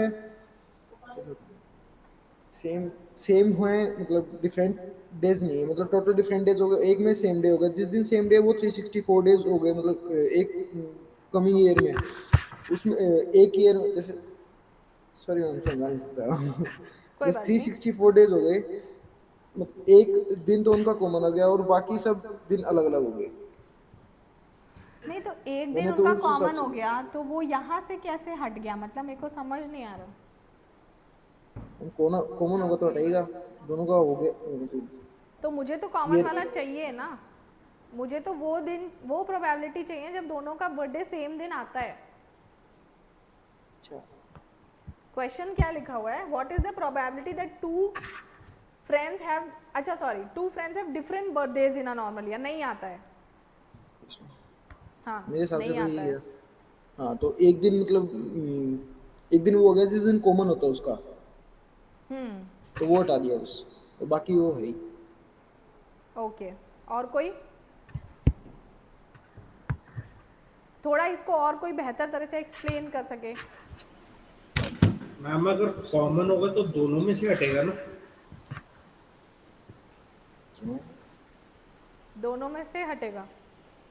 हाँ क्योंकि अगर नहीं, लेकिन ठीक है ये तुम 365 है। कर क्या रहे हो? थोड़ा सा शुरू से शुरू करो कि तुम कर क्या रहे हो। तुम 365 को 365 से मल्टीप्लाई कर रहे हो, इससे क्या आ रहा है? ये 365 को 364 से मल्टीप्लाई कर रहे हो, क्या आ रहा है? क्या निकाल क्या रहे हो? ये हैं क्या चीज़ें? तो श्रद्धा, कौन सी डिफरेंस निकाल सकते हिमांशु एक बार म्यूट कर लो। हैं? Sorry ma'am. Can I try? हाँ श्रद्धा बोलो। Okay, for total outcomes in denominator, we are taking 365 C1 for one person, and for other person 365 C1. So we are taking 365 C1. अच्छा इसको एक्सप्लेन कर दो एक बार, इससे क्या आया? Total cases, total outcomes. अच्छा तो तुमने ये For two peoples, there are two distinct 365C1. अच्छा तो तुमने इसका बर्थडे लिख दिया बेसिकली कि there are this many ways कि Yes. ए का बर्थडे आएगा एंड दिस मैनी वेज कि बी का बर्थडे होगा, कि 365 में से एक दिन चुन लिया। अच्छा ऊपर And favorable cases will be for first person 365 choose 1, and 365 C1 okay. yes, multiplied by for the second person, it will be different from the first one. So Okay. it would be 364 C1. Okay तो 364 क्यों किया है? थोड़ा सा और अच्छे से explain कर दो। Because it is different from the first birthday of the first person, so one is less from the Okay. total year. तो ऐसा कह सकते हैं, जैसे कि अभी तक हम पढ़ते आ रहे हैं, तो हम ऐसा कह सकते हैं कि जब हम पहले बच्चे का बर्थडे डिसाइड करे थे, हमारे पास कितने पॉसिबल डेज थे? 365। Yes. 365 डेज थे फर्स्ट बंदे का बर्थडे सेलेक्ट करने के लिए। देवर 365 पॉसिबल डेज। अब उसका बर्थडे तो सेलेक्ट हो गया, मान लो 2 Jan सेलेक्ट हो गया। अब दूसरे वाले के लिए कितने बचे? 364 डेज बचे उसका बर्थडे सेलेक्ट करने के लिए, क्योंकि ये वाले दिन तो उसका बर्थडे नहीं हो सकता, तो इसलिए उसको इंटू 364 करा। हम ये जो करते हैं, ये जो प्लेसेस फिल करते हैं, वो प्लेसेस ऐसे ही फिल करते हैं ना कि अगर 10 लेटर हैं हमारे पास और 4 प्लेसेस फिल करना है, तो हम कर देते हैं कि 10 into 9 into 8 into 7 when there is no repetition allowed. ऐसा ही करते हैं. यहाँ हमारे पास 10 ऑप्शंस थे, अब एक क्योंकि यहाँ पे भर गया तो अब ये वाला आगे आ नहीं सकता बिकॉज रिपीटिशन अलाउड नहीं है, तो इंटू 9 करते थे, है ना, फिर इंटू 8 इंटू 7. अब वही हुआ है बर्थडे केस में. अब हमारे पास 2 पोजीशंस है फिल करने के लिए और डेट्स कितनी है, 365 डेज हैं. सेम प्रॉब्लम स्टेटमेंट है, 365 डेज हैं और ये 2 पोजीशन फिल करनी है. ये है स्टूडेंट ए का बर्थडे, मतलब फ्रेंड ए का बर्थडे, और ये है फ्रेंड बी का बर्थडे. 2 पोजीशन फिल करनी है. यहाँ फिल करने के लिए हमारे पास 365 डेज अवेलेबल हैं. अब क्योंकि दोनों का birthday there is no repetition allowed, दोनों का सेम दिन बर्थडे नहीं हो सकता है, तो यहाँ आ गया इंटू 364. और बच्चे होते तो कि 3 फ्रेंड्स का साथ में नहीं आना चाहिए, तो इंटू 363. इंटू 363. क्योंकि अब इसके लिए 2 डेट्स और कम हो गई, इसकी वाली भी अब इसको नहीं मिल सकती. और डिवाइड कितने से करते, 365 into 365 into 365. 365 into 365 because those are the possible total possible combinations. Yes. क्योंकि टोटल पॉसिबल कॉम्बिनेशन में रिपीटिशन इज अलाउड, तीनों का बर्थडे सेम दिन हो सकता है. समझ गए, ये समझ में आया सबको. This is a very interesting question. Namrata आपको समझ में आ रहा है? गुड, ओके, ठीक है. अब ऐसा करते हैं, अपना एक ओरिएंटेशन टेस्ट था वो डिस्कस कर लेते हैं क्विकली.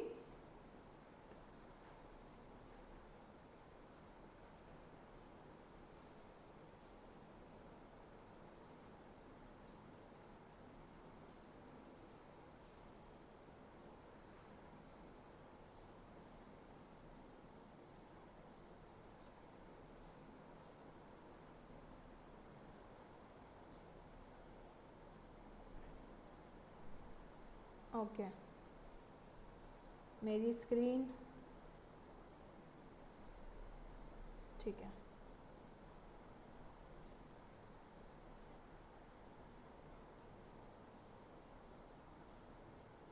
अच्छा, ओके ओके, हाँ ठीक है.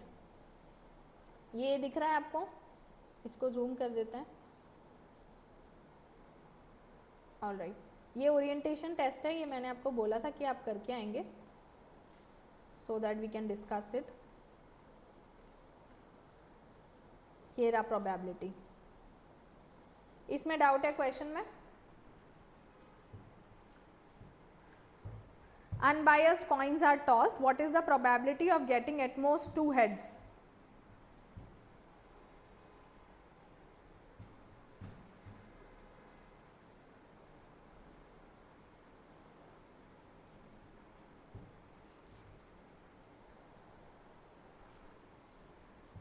कर लो, चाहिए तो फटाफट.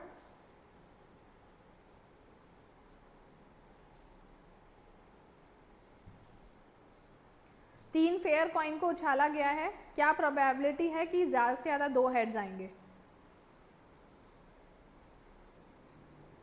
इसके लिए ऐसा कर सकते हैं कि 1 minus probability of getting 3 heads कर दें. ये हमने लास्ट क्लास में डिस्कस किया था कि जब हमारे पास ऐसी सिचुएशन होए कि हमें ज़्यादा बार ऐड करना पड़ रहा है तो हम 1 minus probability of getting 3 heads कर देते हैं. And probability of getting 3 heads क्या होगा, 1/8. तो आई थिंक आंसर ये होना चाहिए. सही है, 7/8 आंसर है इसका, 1 minus 1/8. Next question. In a class there are 15 boys and 10 girls. 3 students are selected at random. इनमें से 3 बच्चे रैंडमली सेलेक्ट किए गए हैं. The probability that 1 girl and 2 boys are selected. Now that you know permutation combination, इसका answer निकालो.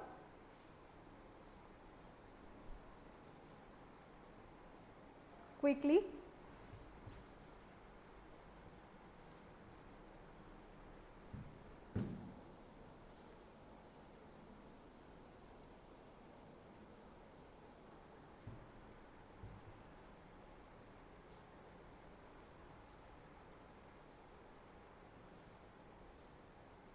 Let me know जिसका होएगा.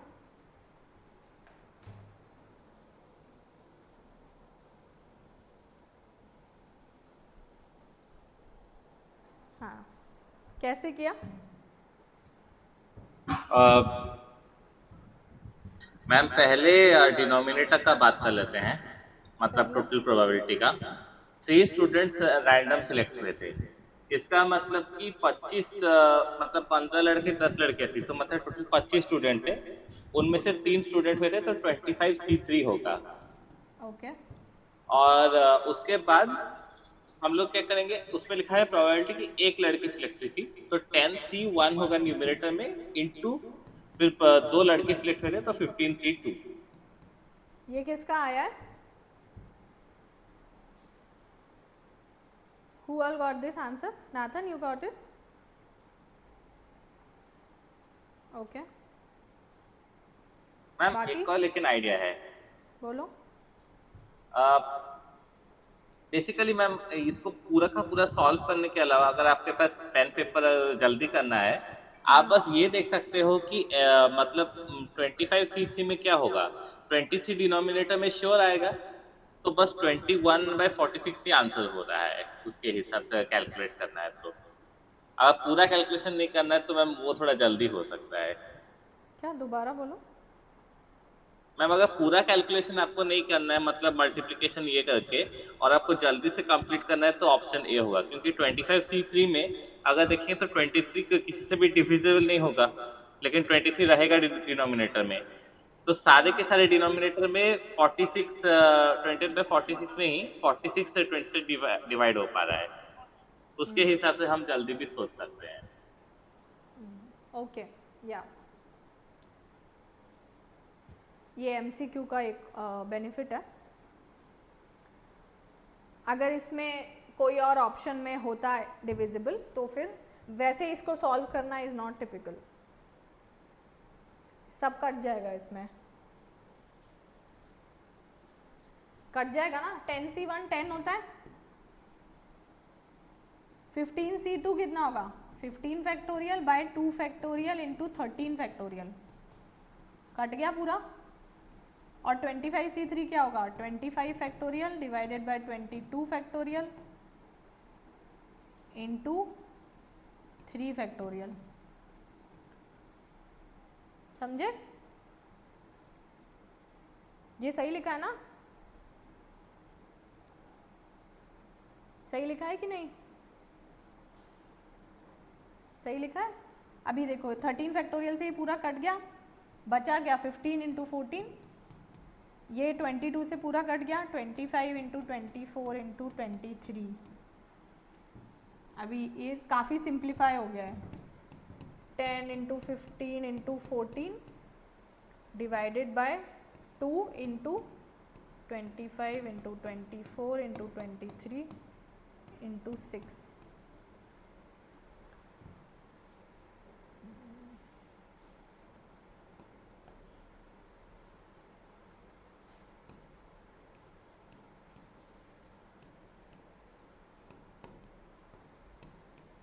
थोड़ा टाइम तो लगता है, बट ये नीचे आया 46, ऊपर आया 21. सही है. ये वाला क्वेश्चन हो गया.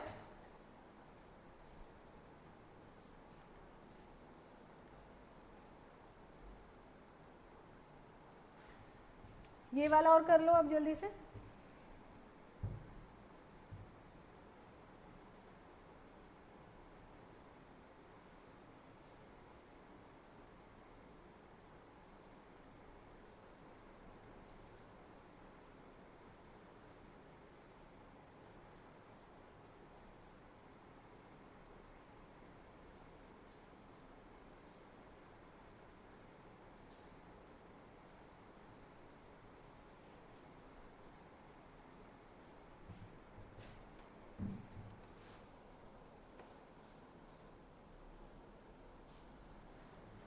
हाँ तेजस्वी.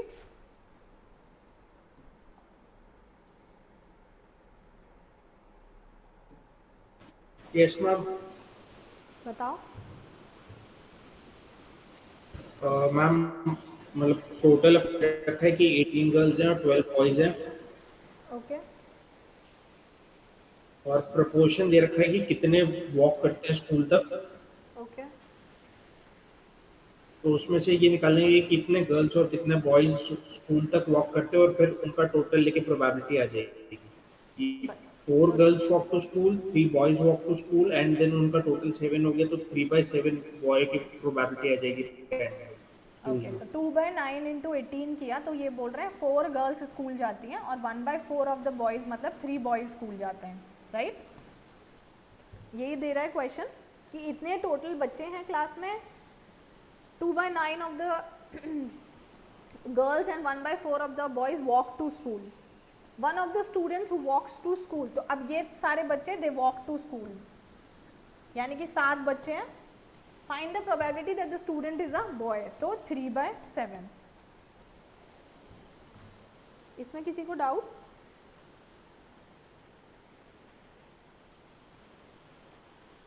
Any doubts here? Shraddha? No, ma'am, done. Okay ये वाला देखो, इसमें डाउट है? Next question.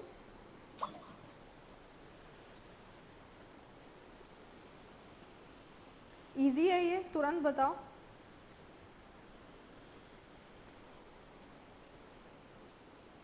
मुझे आंसर नहीं चाहिए, मुझे सिर्फ तरीका बता दो, ऐसे होगा।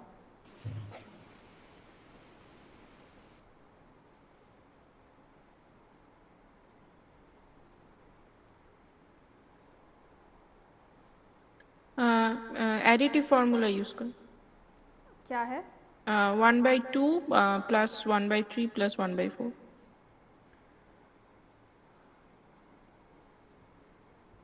1/2 ये है कि क्वेश्चन सॉल्व हो जाएगा, मतलब कि अगर ए सॉल्व करेगा उसकी प्रोबेबिलिटी ये है, बी करेगा सी करेगा। तो 1/2 plus 1/3 plus 1/4, are you sure इसमें से कुछ और नहीं होगा?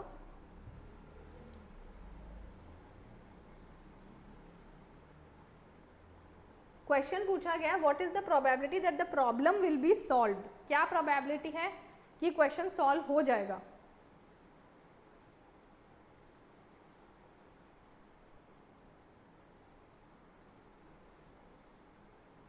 Anyone else? या श्रद्धा आपको कुछ लग रहा है इसमें? जो हम ये ऐड कर रहे हैं तीनों को, इससे हमें क्या मिल रहा है? Okay, I think intersection would be deducted. अच्छा, तो इंटरसेक्शन फिर कैसे? Minus?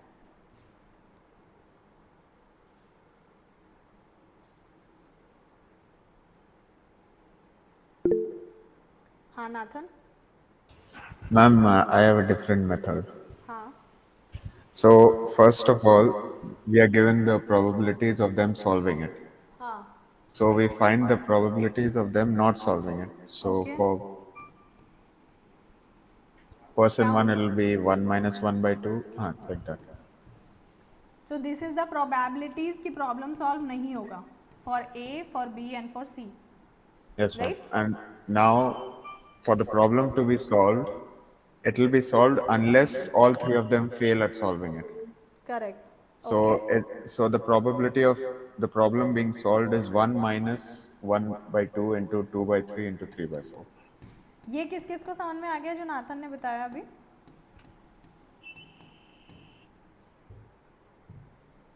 Got it. Got it? क्योंकि इसके अंदर हमको चाहिए कि प्रॉब्लम सॉल्व हो जानी चाहिए, हमें इससे मतलब नहीं है कि दो बच्चे सॉल्व कर रहे हैं कि 3 सॉल्व कर रहे हैं, हमें इससे कोई मतलब नहीं है। हमें सिर्फ इससे मतलब है that the problem should be solve, भले ही उसको कोई एक भी सॉल्व कर दे। तो हमने क्या किया, 1 माइनस उस चीज़ की प्रोबेबिलिटी कि कोई भी सॉल्व नहीं कर पाया, एंड वो प्रोबेबिलिटी इसी से आएगी that we multiply the probability of like all of them not being able to solve. तो 1 माइनस ये किया तो वी गॉट द आंसर। सही है? Everyone agrees? ओके चलिए,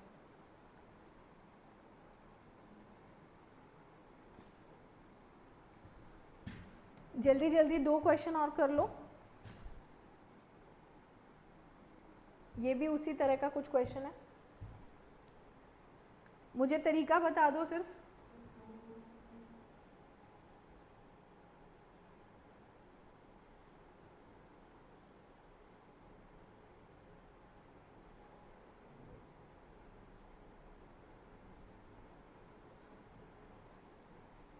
अब तो हम काफ़ी क्वेश्चंस कर चुके हैं, मुझे जल्दी से इसका मेरे को आंसर नहीं चाहिए, बस क्या क्या सोच रहे हो।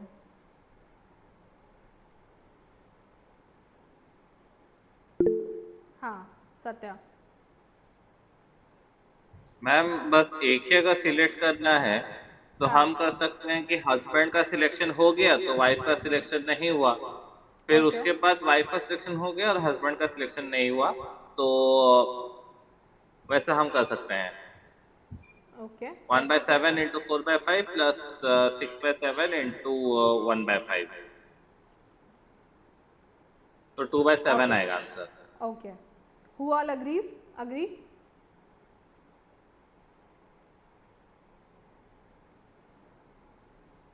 क्योंकि वो बोल रहे हैं, अच्छा इसमें ये होता कि what is the probability that either of them get selected, like either in the sense that ऐसा रेस्ट्रिक्शन नहीं है कि एक ही सेलेक्ट हो। 1 minus no one is selected. Okay correct, 1 minus no one is selected, या फिर यूनियन भी ले सकते हैं 1/7 प्लस 1/5 माइनस दोनों का मल्टीप्लीकेशन, राइट? वो भी कर सकते हैं, या 1 माइनस दोनों ही सेलेक्ट नहीं हुए वो भी कर सकते हैं। एंड इस केस के अंदर what is the probability that only one of them is selected, तो हमने क्या करा, दो केसेस बना लिए कि या तो मैन सेलेक्ट हुआ या वाइफ सेलेक्ट हुई। अगर मैन सेलेक्ट हुआ तो उसकी प्रोबेबिलिटी क्या है, 1/7 इंटू वाइफ सेलेक्ट नहीं होनी चाहिए तो 4/5, 1/7 into 4/5 probability of man getting selected and women getting rejected.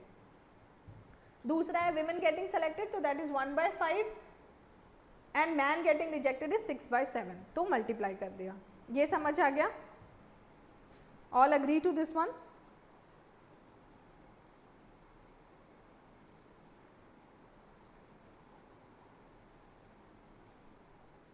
आया नहीं किसी का रिस्पॉन्स?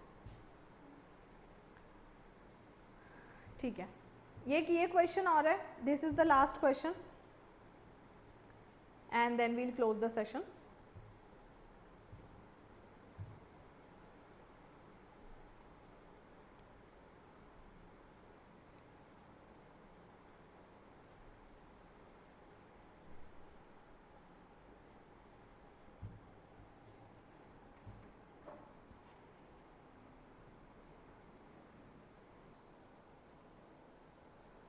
क्वेश्चन समझ में आ गया?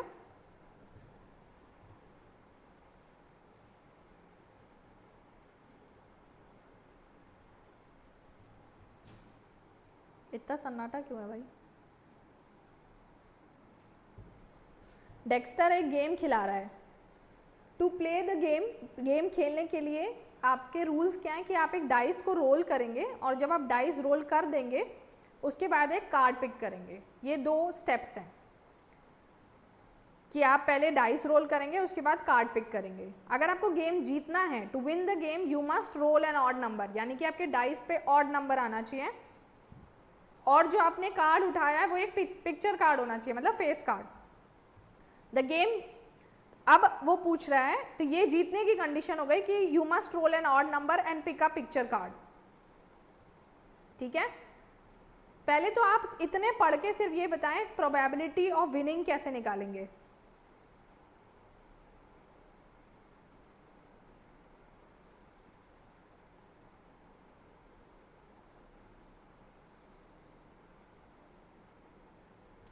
सिंपल क्वेश्चन है,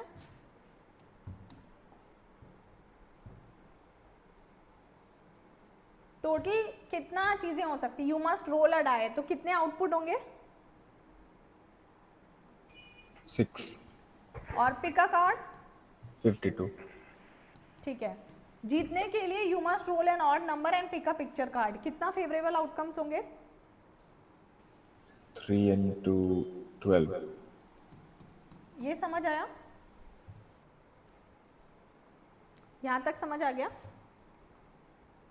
सो इसको सॉल्व कर लेते हैं. 6 2 ज़ा 12.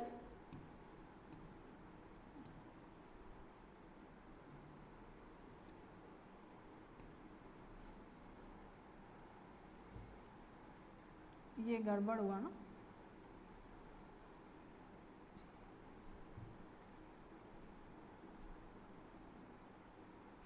सिक्स 2 ज़ा 12. 2 इंटू 26. 3/26 आया.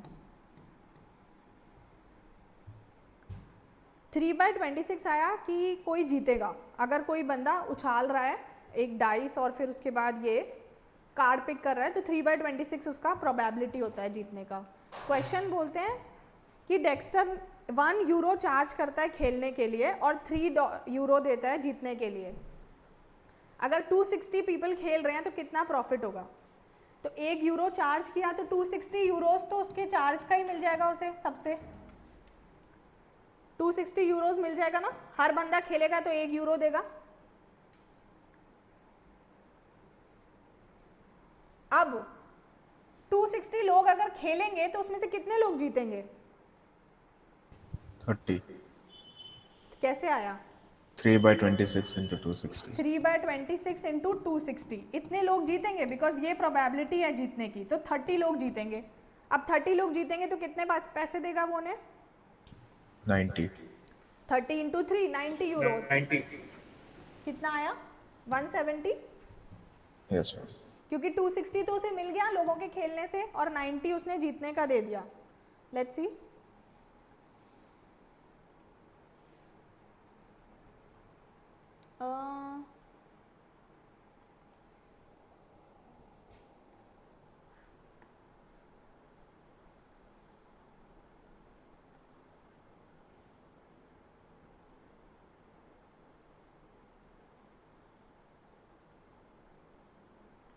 क्या गड़बड़ हुआ इसमें. ऑप्शंस गलत हैं या फिर हमने गड़बड़ किया.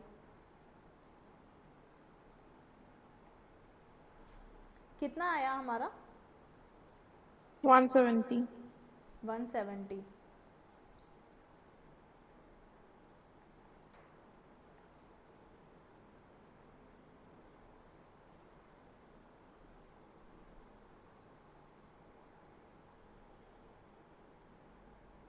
इसने ऐसा किया है.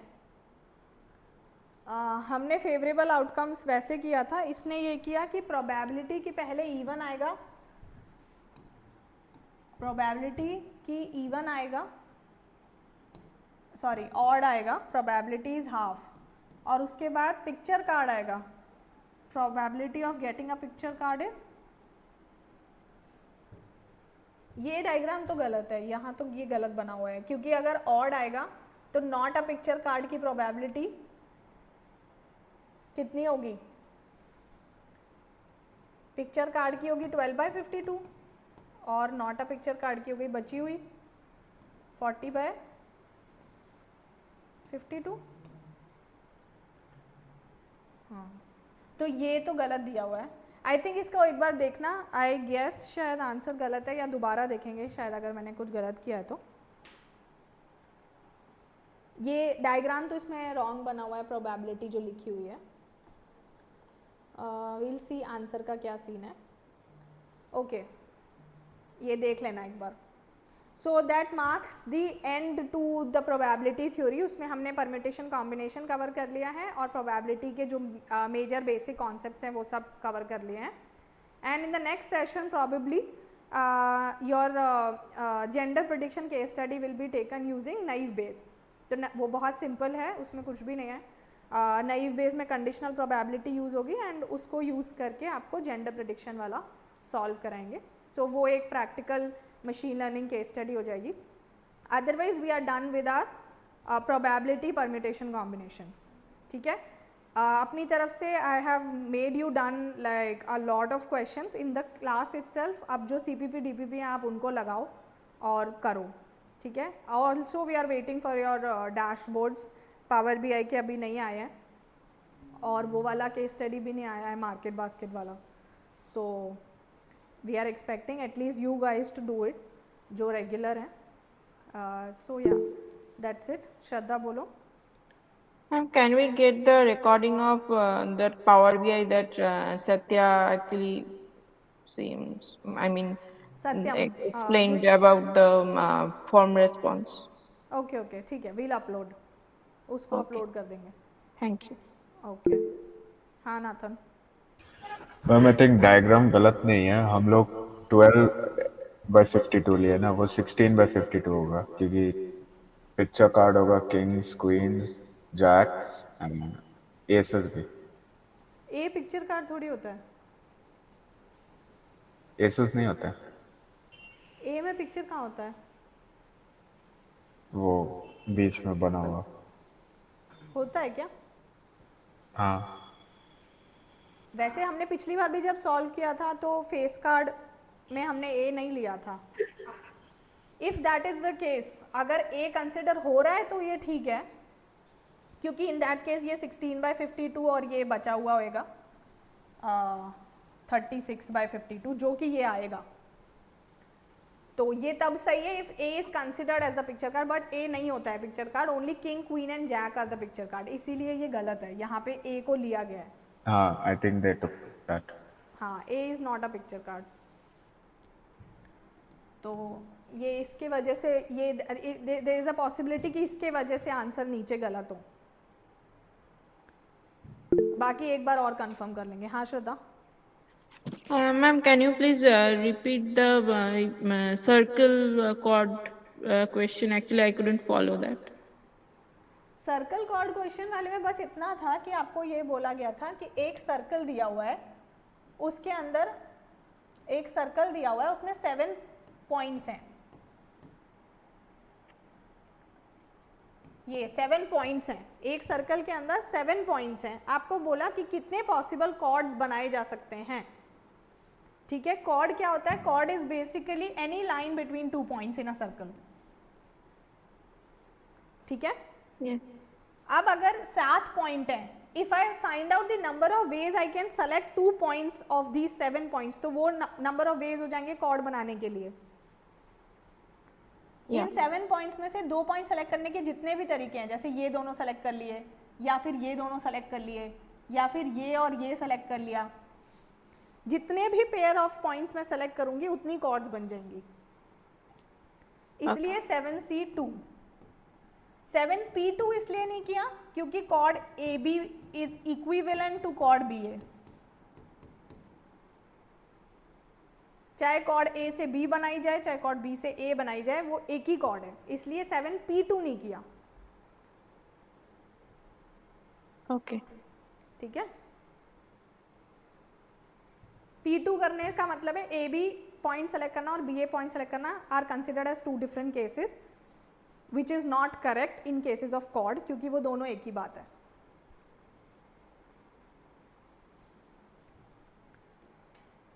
Okay, any other doubts? We'll close with probability, like we have closed with probability, permutation, combination.